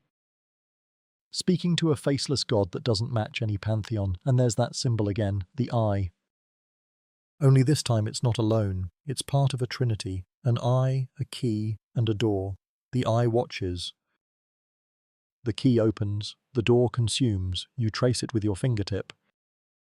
The stone beneath your skin seems to warm and shift slightly, as if reacting to your presence. Then, a low grinding noise, you turn. Another wall begins to slide away, revealing a tunnel beyond. Unlike the first passage, this one's lined with smooth obsidian, lightless. Polished, and covered in the same alien symbols from the scroll, you hesitate. Because here's the question, do you really want to keep going? Do you want to find the root of your dynasty's secrets? The source of every whisper behind the throne? You smile. Of course you do. You enter the tunnel. The moment you step in, the temperature drops. The air becomes syrupy, thick with ancient breath. Each step echoes unnaturally, softly but not diminishing with distance, as if your footsteps stretch sideways through time. Halfway through, something shifts again, not in the tunnel, in you. Your thoughts begin to stretch, memories you forgot resurface, not just yours, your father's, your grandfather's. Their dreams, their fears, their voices, as if your blood is rewinding itself. Then suddenly, light. A round chamber again, but not made of stone. This one is carved from glass. Black, shimmering, translucent in places. At the center, a single chair shaped like a lotus, and behind it, a mirror. Not just any mirror.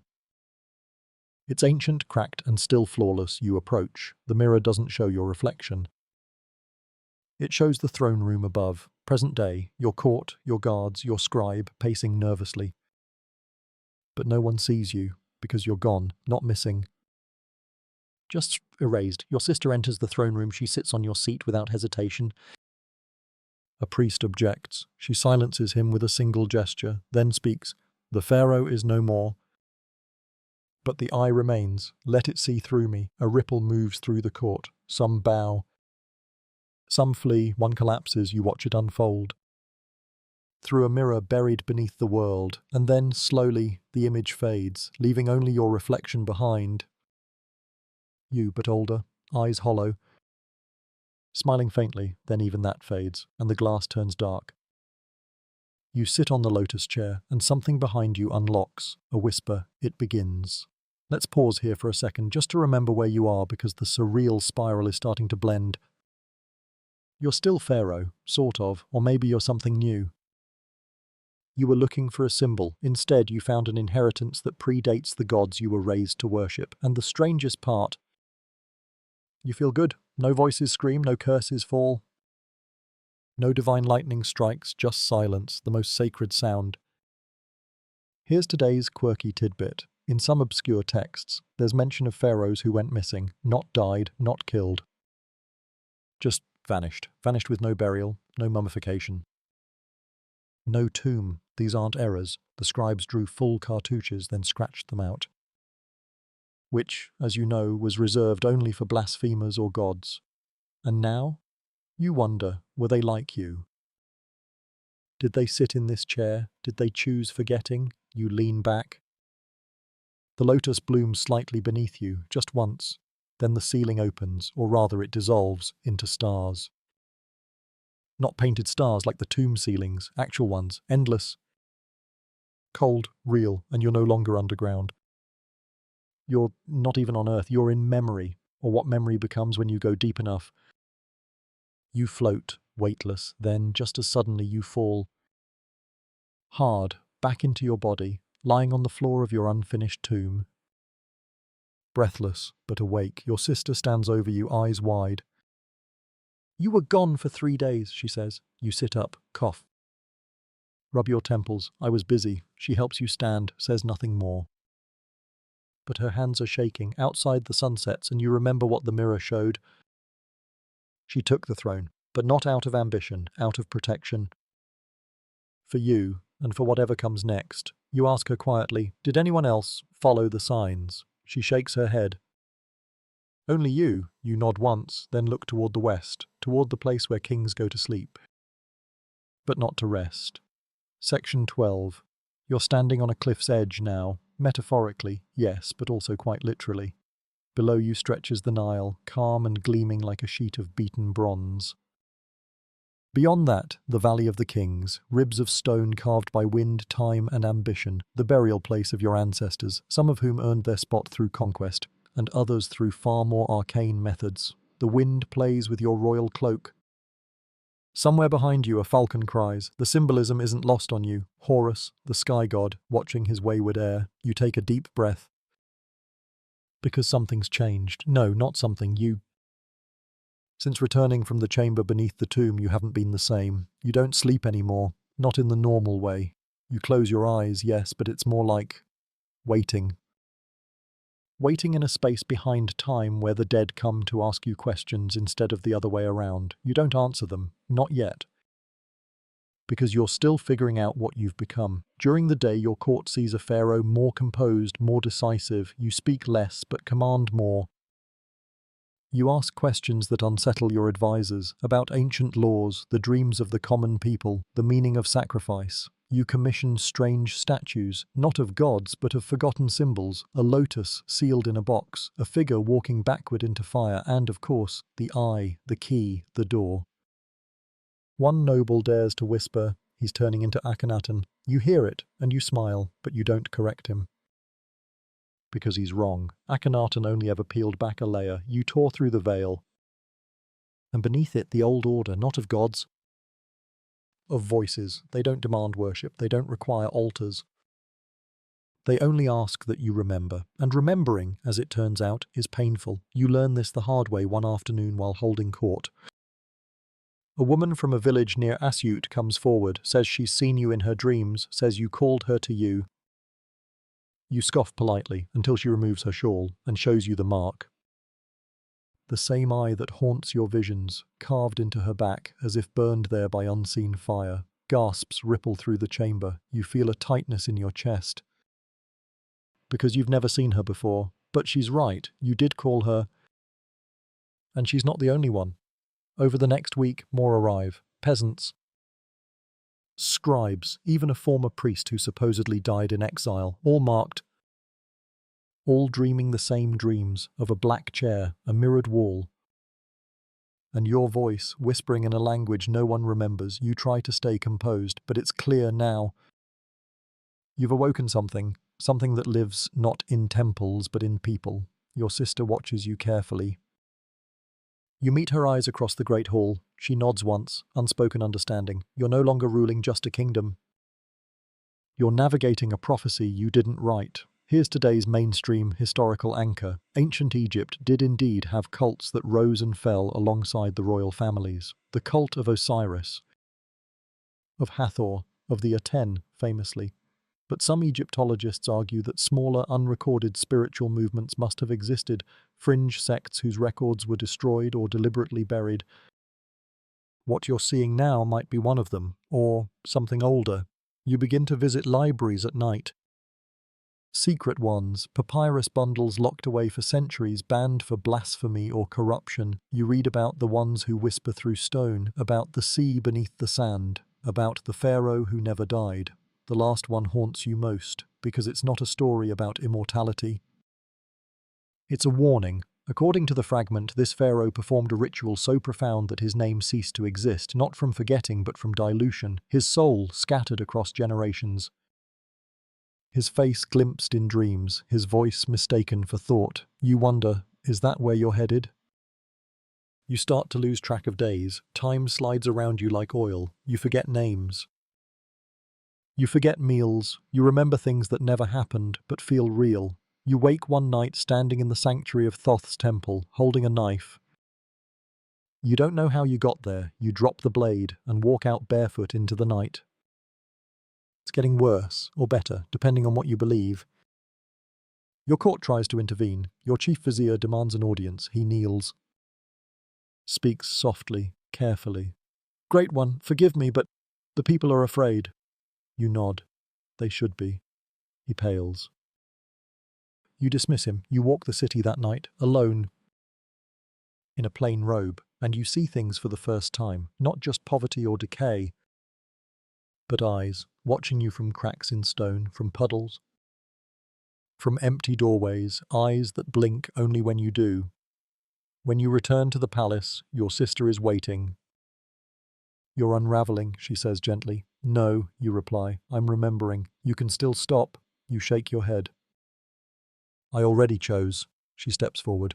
This isn't just about you anymore. People are seeing things, hearing things. Some claim you're becoming a god. You laugh. Let them. She grabs your hand. They'll kill you for it. You meet her gaze. I'm not afraid of death. And you mean it, because the part of you that feared anything human, it's already gone. You sleep that night under the statue of a forgotten deity, one whose name doesn't appear on any temple list, and in your dreams, you walk backward through light, past thrones, past names, past the beginning, until you reach a room with no door, only a voice. Would you trade everything for nothing? You answer, yes, and the voice replies, then you're ready. You wake, not gasping, not startled, just awake, with a word on your lips you've never spoken but somehow understand. Zehut. It means nothing, and everything. You speak it aloud and the walls tremble. You are no longer Pharaoh.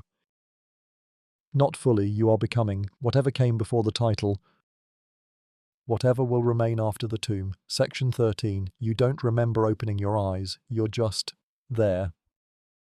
Standing at the edge of a massive subterranean chamber, so vast it seems to bend space. You can't see the ceiling, just an endless black expanse pierced with faint gold symbols drifting like constellations. The air is thick, pulsing, heavy with the scent of resin, myrrh, and something older, like warm stone after lightning.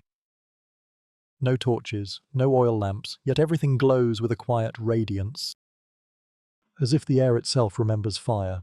And across this chamber, a structure, something in between a ziggurat and a tomb, but made entirely of jet black stone, not obsidian, not basalt, but something that drinks light instead of reflecting it. It's waiting for you, not in a symbolic sense, not metaphorically. It's literally waiting, because as soon as you take one step toward it, the chamber responds, low vibrations rolling underfoot, faint humming around your ribs, the smell of ash blooming gently in your nostrils. It's not hostile, it's recognition. You are known here. This, you realize, is where the kings before you came to be forgotten. And not just kings. Every section of the tomb's base is carved with cartouches. Dozens, maybe hundreds, names you don't recognize. Names that don't appear on any royal list. Some are crossed out, others are looped with spirals, symbols scholars have never interpreted. You pass one that seems to shimmer differently than the others. You pause. It's your name. Carved already, not just carved, aged, as if it's been here for centuries. You run your fingers along it, and for a brief moment you see the face of a boy drawing it. He looks like you. He is you. But younger. Much younger. His hands tremble. And then, gone. The air whispers, you arrived before you left. That's when the stairs open. Not rise.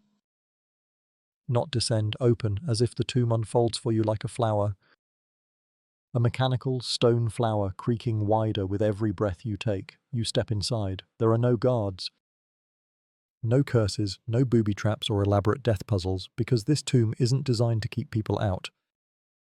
It's designed to keep something in, and tonight that something is finally being let loose. You descend 1 level, 2. By the 3rd your ears begin to ring. By the fourth, you start seeing symbols not carved but floating, like they're suspended in thick amber air. Each symbol pulses with meaning you shouldn't know, but somehow you do. This is what mainstream historians get wrong. They think pyramids were simply tombs, that they only went down into chambers, not across into metaphysical space. But ancient texts, some more fringe than academic, speak of pyramids as axis machines, turning points between spirit and stone. And now, walking deeper, you feel the axis spinning. You reach the fifth level. The silence here is alive. You press your hand to the wall and it breathes back. There are no hieroglyphs here, only three smooth symbols: the eye, the key, the door. Again, you whisper them aloud, not the words, the feeling of them. And then the room opens one last time. You step into the core. It is perfectly spherical, black walls, ceiling like a void. And in the center, something that could only be described as a throne. If a throne could ripple like water and burn like memory. It has no backrest, no seat. It's just shape, intention, and when you step into its center, it wraps around you. Not physically, not even spiritually, it wraps around your name. You see it unravel, first the name your mother gave you, then the name the priests intoned. Then the name carved on your tomb, gone, in its place, silence. You still exist, but not as anything. You are no longer Pharaoh. Not a god, not a man. You are now the container for whatever this place has kept hidden. And it begins to speak, not with words, but with absence. It shows you a time before time, a desert without stars, a god who fled not the heavens, but earth. It shows you the first kings, not in Egypt, somewhere deeper. Beneath memory itself, kings who bound their voices to stone so they wouldn't forget who they were, who wrote in fire because ink wasn't ancient enough. And it shows you the first trade, not for grain, not for gold, but for death, the exchange of mortality for legacy. You think of your father, of your sister, of that priest who told you not to dig too deep, too late. Because now you see the truth. Pharaohs weren't chosen by gods, they were chosen by something older, because they could survive the weight of knowing. Or at least, most of them. A whisper slices through the silence, not external, internal. You've crossed, and the tomb begins to close, but not lock. Merge. You realize now this isn't a burial site, it's a cocoon. And you are no longer alone in your skin. You are a chorus of every ruler who stood here before you. Their regrets, their victories, their last awful thoughts. Some scream, others whisper, one just laughs, and then stillness.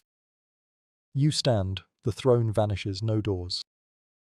No exits, just one smooth wall with no seam. You place your hand on it, and the stone ripples. It lets you through, not back into the world, but sideways into it. When your foot hits sunlight, you're standing not in your tomb, but in your temple, the new temple.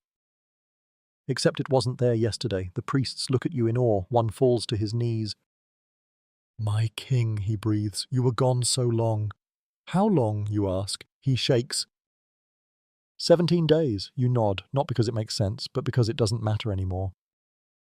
The calendar can't track where you've been. The stars above look different. You can read them now.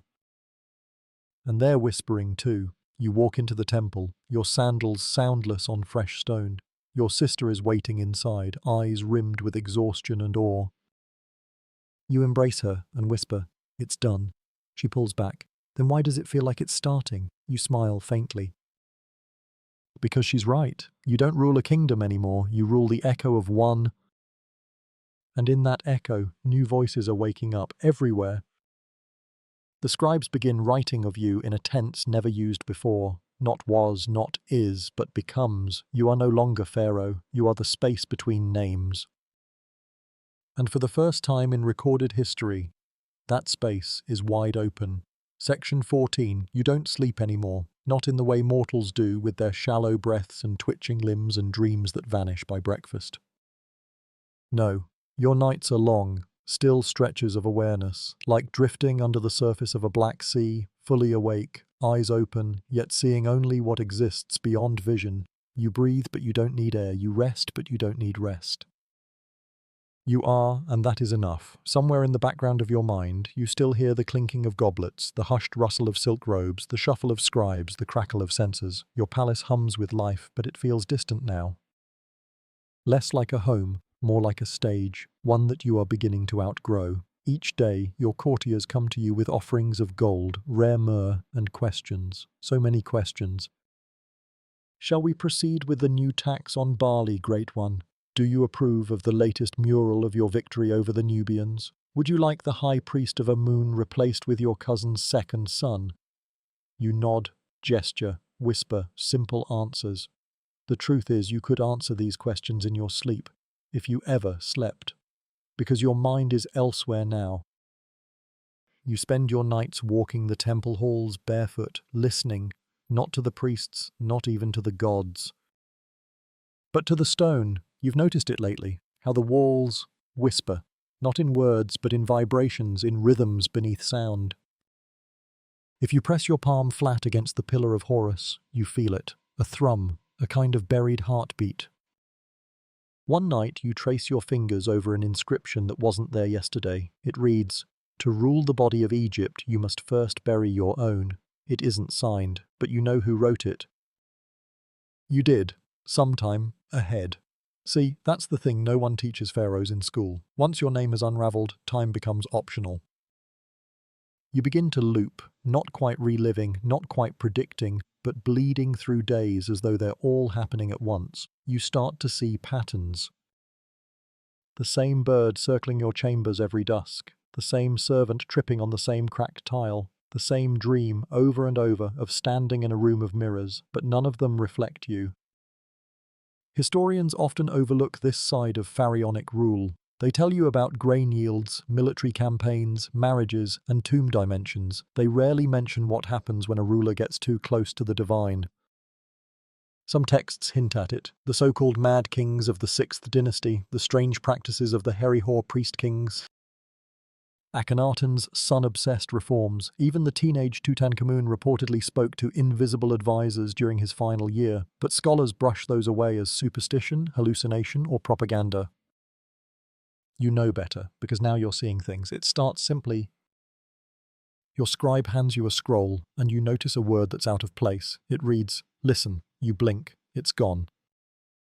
Then, during a festival, a dancer moves in a way no human body should. Her limbs bend in a pattern that draws a symbol in the air, one you saw once, deep underground. Later that night, the moon disappears from the sky for 37 seconds. No one else notices. You do.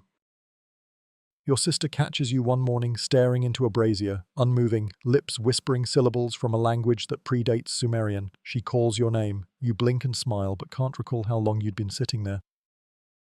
Something is happening to you, not breaking, expanding. Your temple has grown taller, not by design, not through construction. It simply stretches upward now. One morning you walk up 5 new steps that weren't there the day before. No one questions it. The priests just bow deeper. One of them tells you in a shaking voice, "The gods have returned." You correct him gently, "No. We have found them, and not all are pleased, because the court is divided now. Half see you as a prophet, the other half a threat," they whisper in corridors. Plot in gardens, exchange coins, secrets and scrolls in corners of the palace where they believe you won't notice. You notice. Because lately, when someone lies to you, you feel it, like a sour taste in the back of your throat, or a cold wind under your robe. It's unmistakable. Even the most honeyed words can't mask it. You begin speaking in riddles, giving instructions that contradict each other, but still lead to exactly the outcomes you want. A noble challenges your order publicly. You respond by describing his dream from the night before. Exactly. He resigns the next day and sails south. You don't send anyone after him. You don't need to, because people are learning something you've known for weeks now. The throne isn't just a chair.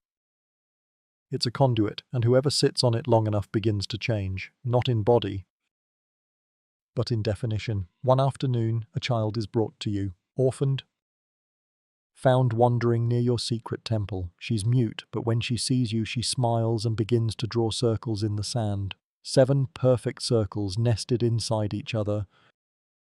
You kneel beside her, whisper the name of the tomb. She nods. You keep her in the palace, not as a prisoner, not even as a guest. As a reminder that whatever's happening to you is spreading. You think often now of the first pharaohs, the ones whose names are only guessed at, who ruled before papyrus, before hieroglyphs. They left no monuments, no tombs, just patterns in stone and dreams in blood. Some fringe archaeologists believe Egypt is older than we think, that it's not just a civilization, but a recurrence, a memory trying to surface every few thousand years. You believe them now? Because the Nile looks different lately. It no longer flows just south to north. It spirals, subtly, barely perceptible. But you've charted it, and the spiral matches the shape of the inner tomb, the tomb that you're beginning to suspect was never meant to be entered or exited, but was designed to cycle again and again, like a wheel. And now you're the spoke. Your sister comes to you with tears in her eyes. "We're losing you." You take her hand. "No," you whisper. "You're remembering me, because she's changing too." She's begun dreaming in the old language. She started writing in it. One night, she gives you a scroll with no title. It contains one phrase: "He walked forward into the past." You keep it close because it's true and because you suspect it hasn't happened yet. Section 15. You wake, not from sleep, but from memory. Standing on your palace balcony, you watch as dawn bleeds across the limestone. The sun rises the same way it always does, but you no longer trust the simplicity of that statement. Because lately things rise that shouldn't. Statues have begun shifting just slightly between dusk and dawn. A sphinx whose paws were once forward-facing now crouches as if ready to pounce. No one else notices, or maybe no one else wants to. The temple guards avoid your gaze now. You can't blame them. Even your shadow doesn't behave anymore. It stretches at odd angles, longer than it should, sometimes standing still while you move. Once it whispered to you as you passed a mirror, though you'll never repeat what it said. Something inside you has gone too far to pretend anymore. The rituals continue, of course. Incense, chanting, sacrifices, scrolls, offerings to gods who have grown suspiciously silent, but the priests no longer offer them with conviction. They glance toward you mid-chant, eyes uncertain, like they're beginning to wonder who exactly they're worshipping. You understand, because you're wondering too. You've begun carving again, not hieroglyphs, those are too simple. You've moved past language. Now you carve patterns, spirals, interlocking wheels, twisted grids that seem to echo even on flat stone. Sometimes you catch yourself carving into your own skin, lightly, without pain, just enough to feel the shape, to remind yourself that you're still in there, somewhere. One night your sister finds you tracing a pattern on your chest. She doesn't flinch. She kneels beside you and murmurs, "I dreamed of this shape." On the back of a beetle's shell. You smile, but it isn't joy, more like recognition. "Not a beetle," you whisper. "A vessel." She looks at you. "For what?" And that's the question, isn't it? Because the deeper you fall into this spiral of power, the more it becomes clear. You're not ruling Egypt anymore. Egypt is ruling you. It's steering you, shaping you into something it needs. Something it remembers. And the thing is, it's not just Egypt. Other places have noticed too. One afternoon, a delegation arrives from the east. Foreigners. They come dressed in garments of blue and silver, speaking a dialect your translators don't recognize. And yet, you understand every word. Their leader, a tall man with eyes like cracked ice, bows low. "We have heard the tomb has opened," he says. You nod, and the throne accepted. Another nod. He hesitates. Then adds, "The others will come soon." You ask him, "Others?" He smiles faintly. "Rulers like you, or those who almost were." Before you can speak, his entire party vanishes in a single breath of wind. Only the sand remembers them, and one silver ring left in their place. You wear it now. It hums at night. Some scholars today might call this hallucination. They'd blame it on mercury fumes, incense overexposure, or ritual fasting. But you know better, because the signs are getting louder. A falcon lands at your feet during a ceremony and refuses to leave. A newborn child cries in perfect rhythm with the temple drums, though no one is playing them. You look into your sister's eyes and see stars, not metaphorically, literal constellations flickering for an instant in her pupils. Your court begins to fracture. The ones who believe in you now wear black and speak only in riddles. They grow their hair long and walk barefoot through fire without burning. They call themselves the Circle of the Sun's shadow. You didn't create them, you didn't ask for them. But they appear all the same. The others, the doubters, they try to bring back order. They tighten laws, double patrols, cancel festivals. They whisper that the old gods are angry, that you've brought something terrible back from the tomb. They're not wrong.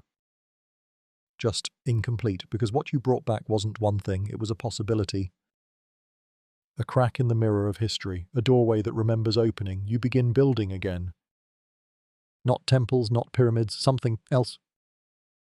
Your architects are confused. You hand them blueprints with impossible angles. Some claim the lines are moving. One faints, another carves the plans into his arm and walks into the desert, never to return. Still, the work continues. The structure grows in secret behind your temple, a spiral tower with no stairs, walls that hum like tuning forks. It's not for the living, not even for the dead, it's for the next.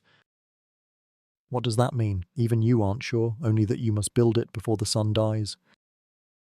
That phrase comes to you one night, scratched into your bedroom wall. Build before the sun dies. You don't remember writing it, but it's in your handwriting. Time is breaking around you. You live yesterday and tomorrow in the same breath. Some mornings your reflection is older than your body. Other days you find yourself still a child, chasing scarabs along the palace steps. You begin writing in a journal, not to record events, but to tether yourself to this version of you. One entry simply reads, "I am the 14th echo." You don't know what that means. Yet, your sister rarely speaks now. She meditates for hours, palms open to the sky, lips moving silently. The temple acolytes think she's possessed. She is, by wisdom. One night she brings you a black stone. "Bury this in the heart of the tower," she says. You ask what it is. She replies, "The first lie." It pulses like a heartbeat in your hands. You do as she says. The tower grows taller overnight. The wind around it changes direction. Animals stop nesting near it. Children no longer cry when they pass it. They go quiet. Thoughtful, as if remembering something they never lived. Historians later will argue whether this tower ever existed. Some say it was myth, a metaphor for power run amok. Others say it was a hidden archive, a library of impossible knowledge buried beneath sandstorms. But you know the truth. It wasn't built for people, it was built out of them, and when it's complete, you'll walk into it and disappear. Not die, just become what? That's the final question, isn't it? Even you don't have the answer, yet. But you can feel it coming, in the pull of the stars, in the hum of your blood. In the silence behind every word you speak. Soon, there will be no more Egypt, just the echo of it. Living through you, and whatever comes next. Section 16, you step into the tower. And the world folds, not physically, not with earthquakes or crashing stone or the theatrics of collapsing pyramids. It folds like memory, subtle, seamless, and irreversible. You're not in Egypt anymore, but you haven't left either. Time doesn't pass here. It just shifts its weight, like a priest adjusting his robes mid-prayer. The first thing you notice is the quiet. It isn't silence, it's something deeper, the absence of absence. The kind of hush that makes you wonder if your thoughts are echoing backward. Every breath you take feels like it came from a version of you that hasn't lived yet. The tower is alive. Not in the wriggling, vine-wrapped fantasy kind of way, but in the more disturbing sense. It knows you. The walls pulse gently as you move. Patterns shimmer beneath the stone like fish under shallow water, and as you walk, you hear your own voice, speaking things you haven't said yet. Welcome to the inner spiral. There are no windows, no torches, and yet you see everything perfectly. On the first level, you find a mirror. You glance into it and see a pharaoh, not you. Not exactly. He wears your crown, but his eyes are centuries older. He raises a hand and you feel a twitch in your own fingers. Is he the first or the last? The second level is a garden. Except nothing in it grows. Blackened reeds, bone-dry papyrus stalks. A pool of water so still it reflects not your face, but the stars, constellations you don't recognize. You reach out and your hand dips into something colder than water, heavier than mercury. You pull back, and your fingers are marked with silver lines. The tower is watching, but more than that, it's listening to your thoughts, your doubts, to the tremor in your soul you've kept buried since that day in the tomb. The moment you stepped across the threshold, when you heard the whisper behind the stone and chose to ignore it. You remember it now, don't you? A single word, spoken not in your ears but directly in your bones. Welcome back. Not welcome, not greetings, but back. Because this isn't your first time. The tower reminds you. On the third level, you see carvings etched into the floor, moments of your life that haven't happened yet. You see yourself kneeling in the desert as a child speaks your name in reverse. You see your sister crowned in silver, speaking to a crowd with no eyes. You see a throne made of bones, not human, not animal, just old. Scholars today might laugh at this, call it metaphor. Hallucination, symbolism gone wild, let them. They didn't walk this tower, they didn't pass the fourth level, where the voices begin. They don't speak in words, more like fragments, snatches of wind carrying sounds half-formed. You strain to make sense of them. He was the breath. No beginning, only remembering. They buried the key in flesh. Your heart races, not out of fear, but familiarity. You know this, you know all of this, because this tower isn't just yours. It's you, built over lifetimes, every spiral a version of you that tried to understand, failed and started again, each brick infused with regret, each windowless wall a denial, each level a memory suppressed for centuries. You reach the fifth level and find a door, finally, but it doesn't open with your hands. It opens with a name, your real name, not the one given at birth. Not the one chanted by priests, the name you've never spoken aloud because language can't hold it. You whisper it anyway. The stone cracks, the door opens, inside a single chair. Stone, unadorned, positioned in the center of a room without walls. Sit and you'll forget everything. Walk away and you'll remember too much. You sit. The world goes still. You're no longer Pharaoh, not really. You're not even human in the strictest sense. Your awareness bound to memory, identity stitched to the fabric of a nation so old it forgot how to die. Your sister's voice echoes, though she's not here. He walked forward into the past. And now you understand. You've done this before, thousands of times. Each era, each dynasty, just echoes of the same ruler trying to finish something. But finish what? The air shifts.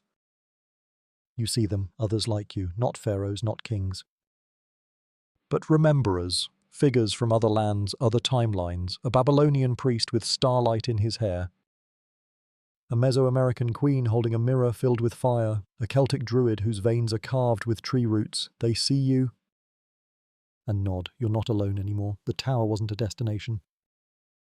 It was a convergence point, and now that you're here, the final level opens, downward. The descent begins. There are no stairs, you fall, not like a drop. More like a surrender, as if gravity reclaims you not through physics, but narrative necessity. You land on sand. Your throne beside you. Around you, black pyramids. They pulse softly. Breathing, you're in a tomb that never existed above ground. No one ever built it. It was always waiting, beneath the Nile, beneath time, beneath even memory, and in its center, a single light. You walk toward it.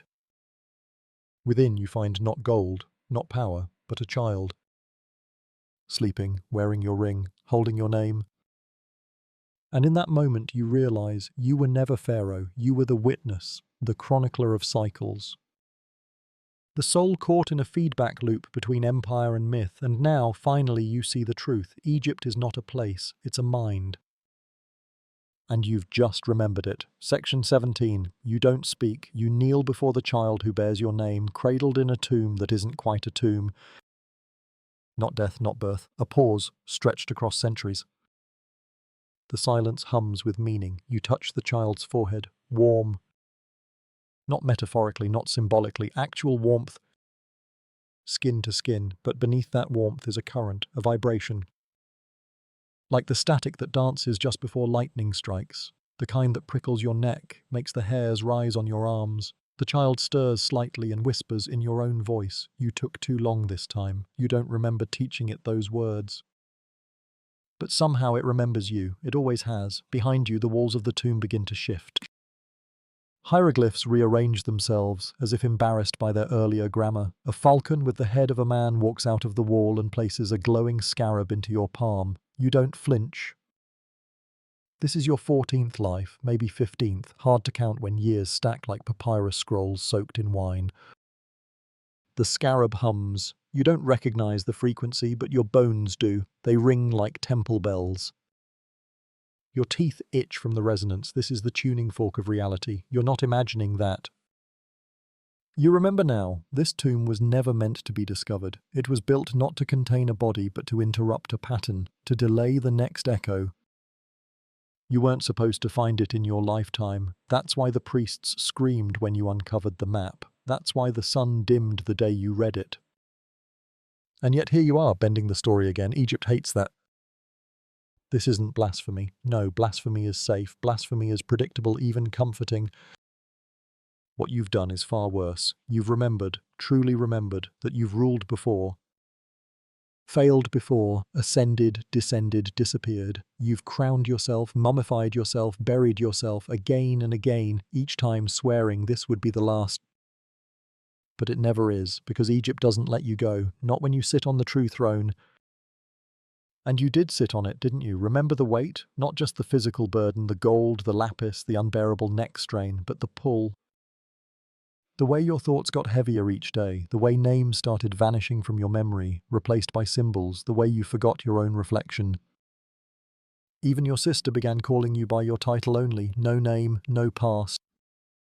Just Pharaoh, but now the title feels like a costume, and it's falling apart.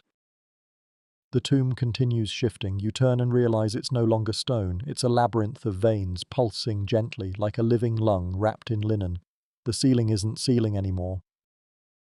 It's sky. Stars flicker directly above you, unshielded by air. You are somehow outside, but also buried miles beneath sand.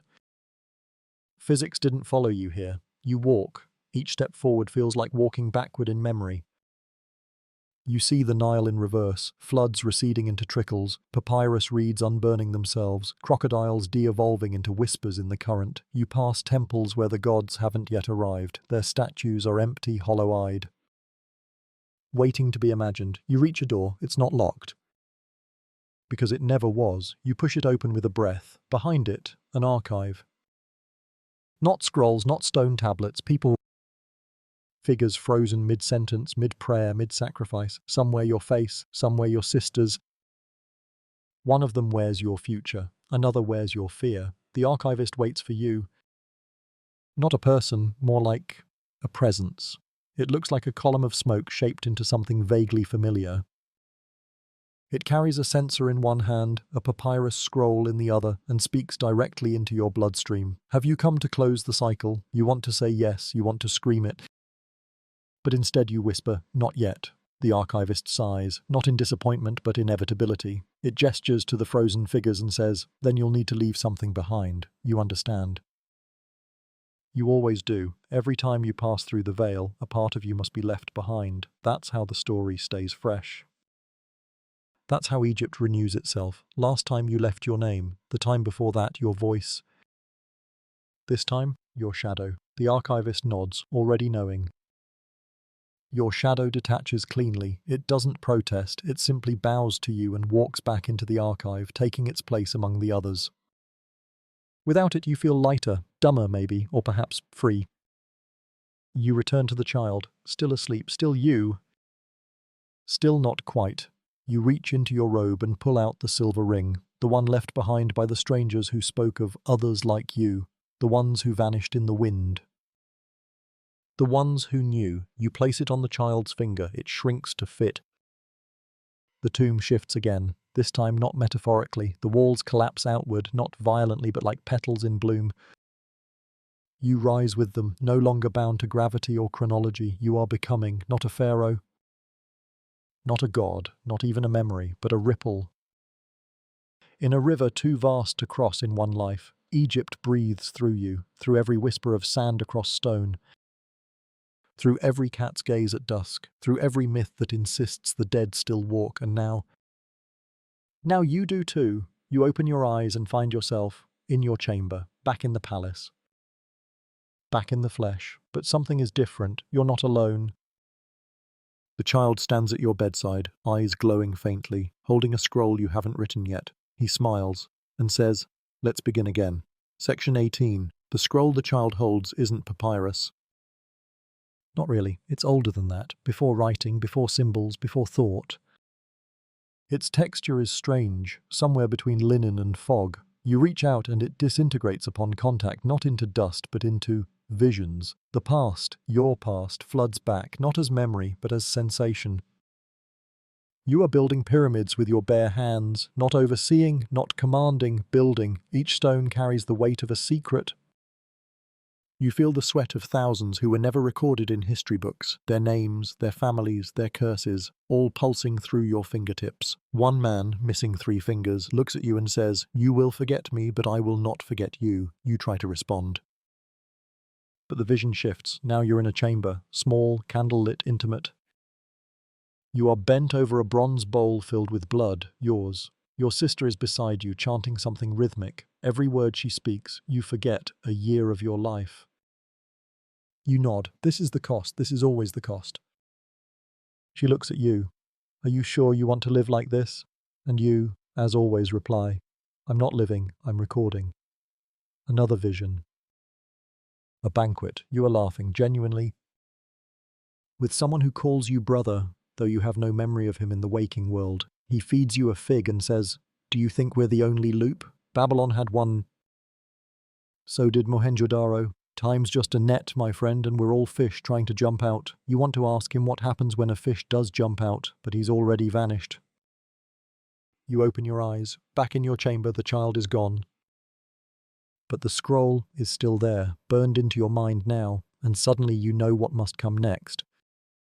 The council. The high priests have waited too long for your return. They've been watching the skies, reading the movements of ibis and crocodile. They've begun carving prophecies backwards to trick fate into arriving early. Their patience runs thin, and their knives are sharp. You stand. Your legs ache, not with age, but with memory. You put on the crown, not the ceremonial one. The real one, the one hidden beneath the others, heavy, dull gold, with a serpent that sleeps until spoken to. You whisper its name. It hisses in recognition, twines gently around your temple. You walk barefoot through the palace. The servants bow, but some avert their eyes. They sense something's changed, that their pharaoh isn't entirely here anymore. You pass the Garden of the Second Sun, an enclosed courtyard only accessible by those who've crossed into the tower. The plants here are all wrong. They bend in patterns that don't follow sunlight. One of them seems to breathe. Another hums a lullaby that no one ever taught it. You nod at the guard. He blinks, and you're already past him. The council chamber is quiet, not empty, just listening. 12 high priests sit in a circle of obsidian, their faces painted with stories. One wears the stars across his cheeks, another has crocodile scales etched into his brow. All of them turn as you enter, but none of them speak first. It is your right and your burden. You sit. Not on the throne, on the floor. They don't question it. You say, "The tower has turned, the child has spoken. I am not the first. I will not be the last." They exchange glances. The one with jackal tattoos says, "Then the river bends once more." The one with lotus tears asks, "Will you declare the end?" You shake your head. "No. Not yet. There is one more knot to untie." They understand, but not all agree. One stands, tall, wears a crown under his headdress. Ambitious, dangerous. He bows but not fully. "If you won't end the loop, perhaps another should." There it is, the challenge. It was always coming. You rise slowly, not in defiance but inevitability. "You want the crown?" He says nothing, just looks, eyes bright with hunger older than yours. You step forward, unwrap the serpent from your brow. It stiffens, then hisses, then leaps right at him. No strike, just coiling, around his neck, his arms, his chest. And then he's gone, not dead, not erased. Just absorbed into the crown, into the story. You turn to the others. No one dares meet your gaze now. You say, "We do not end stories because they are difficult.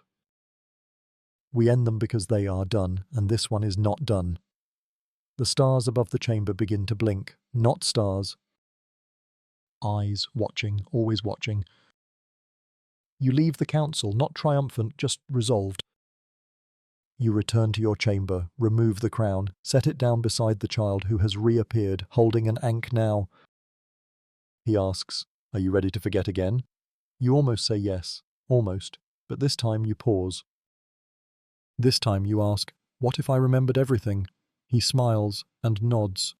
Then you would finally be free. The chamber dissolves around you. You fall again, not down but inward, into the core of Egypt, where time doesn't flow. It pulses, a heartbeat made of sand, shadow, and stories. You are no longer Pharaoh. You are the flame in the statue's eye, the crack in the sarcophagus, the whisper in the tomb that makes archaeologists shiver. You are the part of Egypt that refuses to sleep. Section 19. You are breathless, not because you're out of air, but because you've stopped needing it. That's what happens, eventually, when you've lived too many lives, when you've crossed the threshold too many times. When you've worn every face, ruled from every throne, and still come back hungry for meaning. Even the air feels optional, but there is still one place you haven't returned to. The mirror. It waits for you now, across the hall, in a chamber you haven't entered since your first coronation. The mirror room. Reserved for one purpose only, remembering what you chose to forget. You hesitate at the door, because once you look, you can't unsee. You step inside. There are no torches here, no candles. Just one long pane of polished obsidian stretching from floor to ceiling. It doesn't reflect light, it reflects truth. And tonight, truth wears a very old face. Yours, but not the face you're wearing now. This one is cracked, weathered, chiseled by wind, time, and grief. The face of a pharaoh who buried an empire in exchange for silence. You press your palm to the glass, and it breathes. The surface ripples. Your reflection steps forward, not mimicking but moving on its own. It stares at you with the exhaustion of centuries and says, "You could have let me sleep." You nod. "I tried." The reflection tilts its head. "Then why are you still here?" You can't answer, not because you don't know, but because you finally do, and the answer is too heavy for words. Instead, you step into the glass. Not through it, into it. It's cold, then hot, then not any temperature you've ever felt. You fall again, but it's a vertical fall sideways. Time collapses around you like a folding fan. You see flashes, pyramids being built, falling, being rebuilt. You see gods being born and forgotten. You see scrolls catching fire, then unburning themselves in reverse. And then, stillness. You are seated at a table, a simple wooden table in a hut by the Nile. A boy sits across from you. He's scribbling in the dirt with a reed. He doesn't know you, doesn't care. But he speaks without looking up. Do you remember the promise? Your throat tightens. Yes, of course you remember. Before all the temples, before the titles, before the tombs. You were just a boy with a sister, and you made a promise by the river that no matter how powerful you became, how many lives you lived, you'd never forget who you were before. You broke that promise. Over and over, every life, every reign. But the boy doesn't scold you, he just hands you the reed and says, "Then write it again." So you do. Right there, in the dirt, a new promise, not to rule, not to conquer, not even to remember, just to see. To bear witness to the strange miracle of being. You finish writing, the boy smiles. He becomes the river, the hut dissolves, and now you are drifting, not walking, not flying, just drifting through the final layers of what was once called Egypt. But now it's something else entirely, not a place, not even a time, more like a tone, a vibration. A note in a melody so ancient, only silence can hear it. You pass the tomb of the forgotten pharaohs, not empty. Overcrowded, each sarcophagus stacked like books in a forgotten library. You see faces you recognize. Friends, enemies, lovers. Versions of yourself that chose other paths, the one who surrendered to madness, the one who died young, the one who never ruled. They look at you with curiosity, not envy, not blame, just curiosity, because you are the one who walked the full spiral, the loop, the long way around, and you've come home. Finally, but not to stay, to choose. You find yourself on a boat, small, woven from reeds and moonlight. It floats gently down a black river under a violet sky. At the helm stands your sister, older now. Wiser, she doesn't speak, just hands you a bowl. It's filled with stars, not metaphorical ones, actual stars. Tiny, burning, sentient points of light. You drink, the stars sing inside you. Every bone hums with the weight of 1,000 histories, and then, light, you are on a throne again. But not in a palace. This throne is carved from silence, suspended in a sky with no ceiling. Your audience, every version of yourself you've ever been, they gather around you, waiting. Not for judgment, not for leadership, but for a story. Because that is what pharaohs truly are, not kings, not gods, but storytellers. You take a breath, your last, perhaps, and begin. Once, there was a land called Egypt, and they listen, because no matter how many times you tell it, no matter how many lives you live, the story never stops mattering, not really, because it isn't just your story. It's theirs, it's ours, it's the only thing that survives the tomb. Section 20, you finish speaking, not with fanfare, not with drama, but with stillness, as if the words were never meant to end, only to fade gently into silence. Around you, all yourselves begin to dissolve, not in sorrow, not in fear, but with quiet relief. Like water rejoining the Nile, you remain. Alone again, but not lonely. This is what the final pharaoh must do. Not command, not conquer, not build, but let go. And that's the hardest task of all. You stand. The throne of silence crumbles behind you, not from decay, but because it's no longer needed. You walk, not toward a palace or a chamber or even a horizon. You walk inward, toward the one thing that even kings can't rule, the truth. The wind begins to change. You smell it, incense, dust, salt, and something older, not decay. Not time, memory, raw, undiluted memory. Ahead of you now stands a gate. It's not Egyptian in design, not Roman, not even earthly. It's made of thoughts you never finished having, doors carved from every question you've buried under ritual, hinges that creak like they're whispering. You're almost there. You reach for the handle, but you don't open it. Not yet.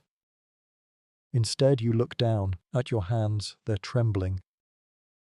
Not from fear, but from effort, from holding this story together for so long. You remember, just barely, that not all pharaohs were real. Some were legends, some were lies, and some were both. You were all of them. You take a step back from the gate. You smile. You're not going through, because now it's someone else's turn to walk the path. You're done. You sit down in the sand, cool, clean, infinite sand. You press your hand into it, and the desert responds. A ripple, a shimmer, a soft breath of wind, not from the sky, but from below. The earth remembers you. The world does not forget its dreamers, especially the ones who never asked to wake up. You let your head tilt back. Look up at the stars. They blink at you like old friends, and for the first time in 1,000 lifetimes, you blink back. You close your eyes and sleep, not the restless sleep of the tomb, not the fitful sleep of power, but real, deep, dreamless rest, the kind you've never allowed yourself before.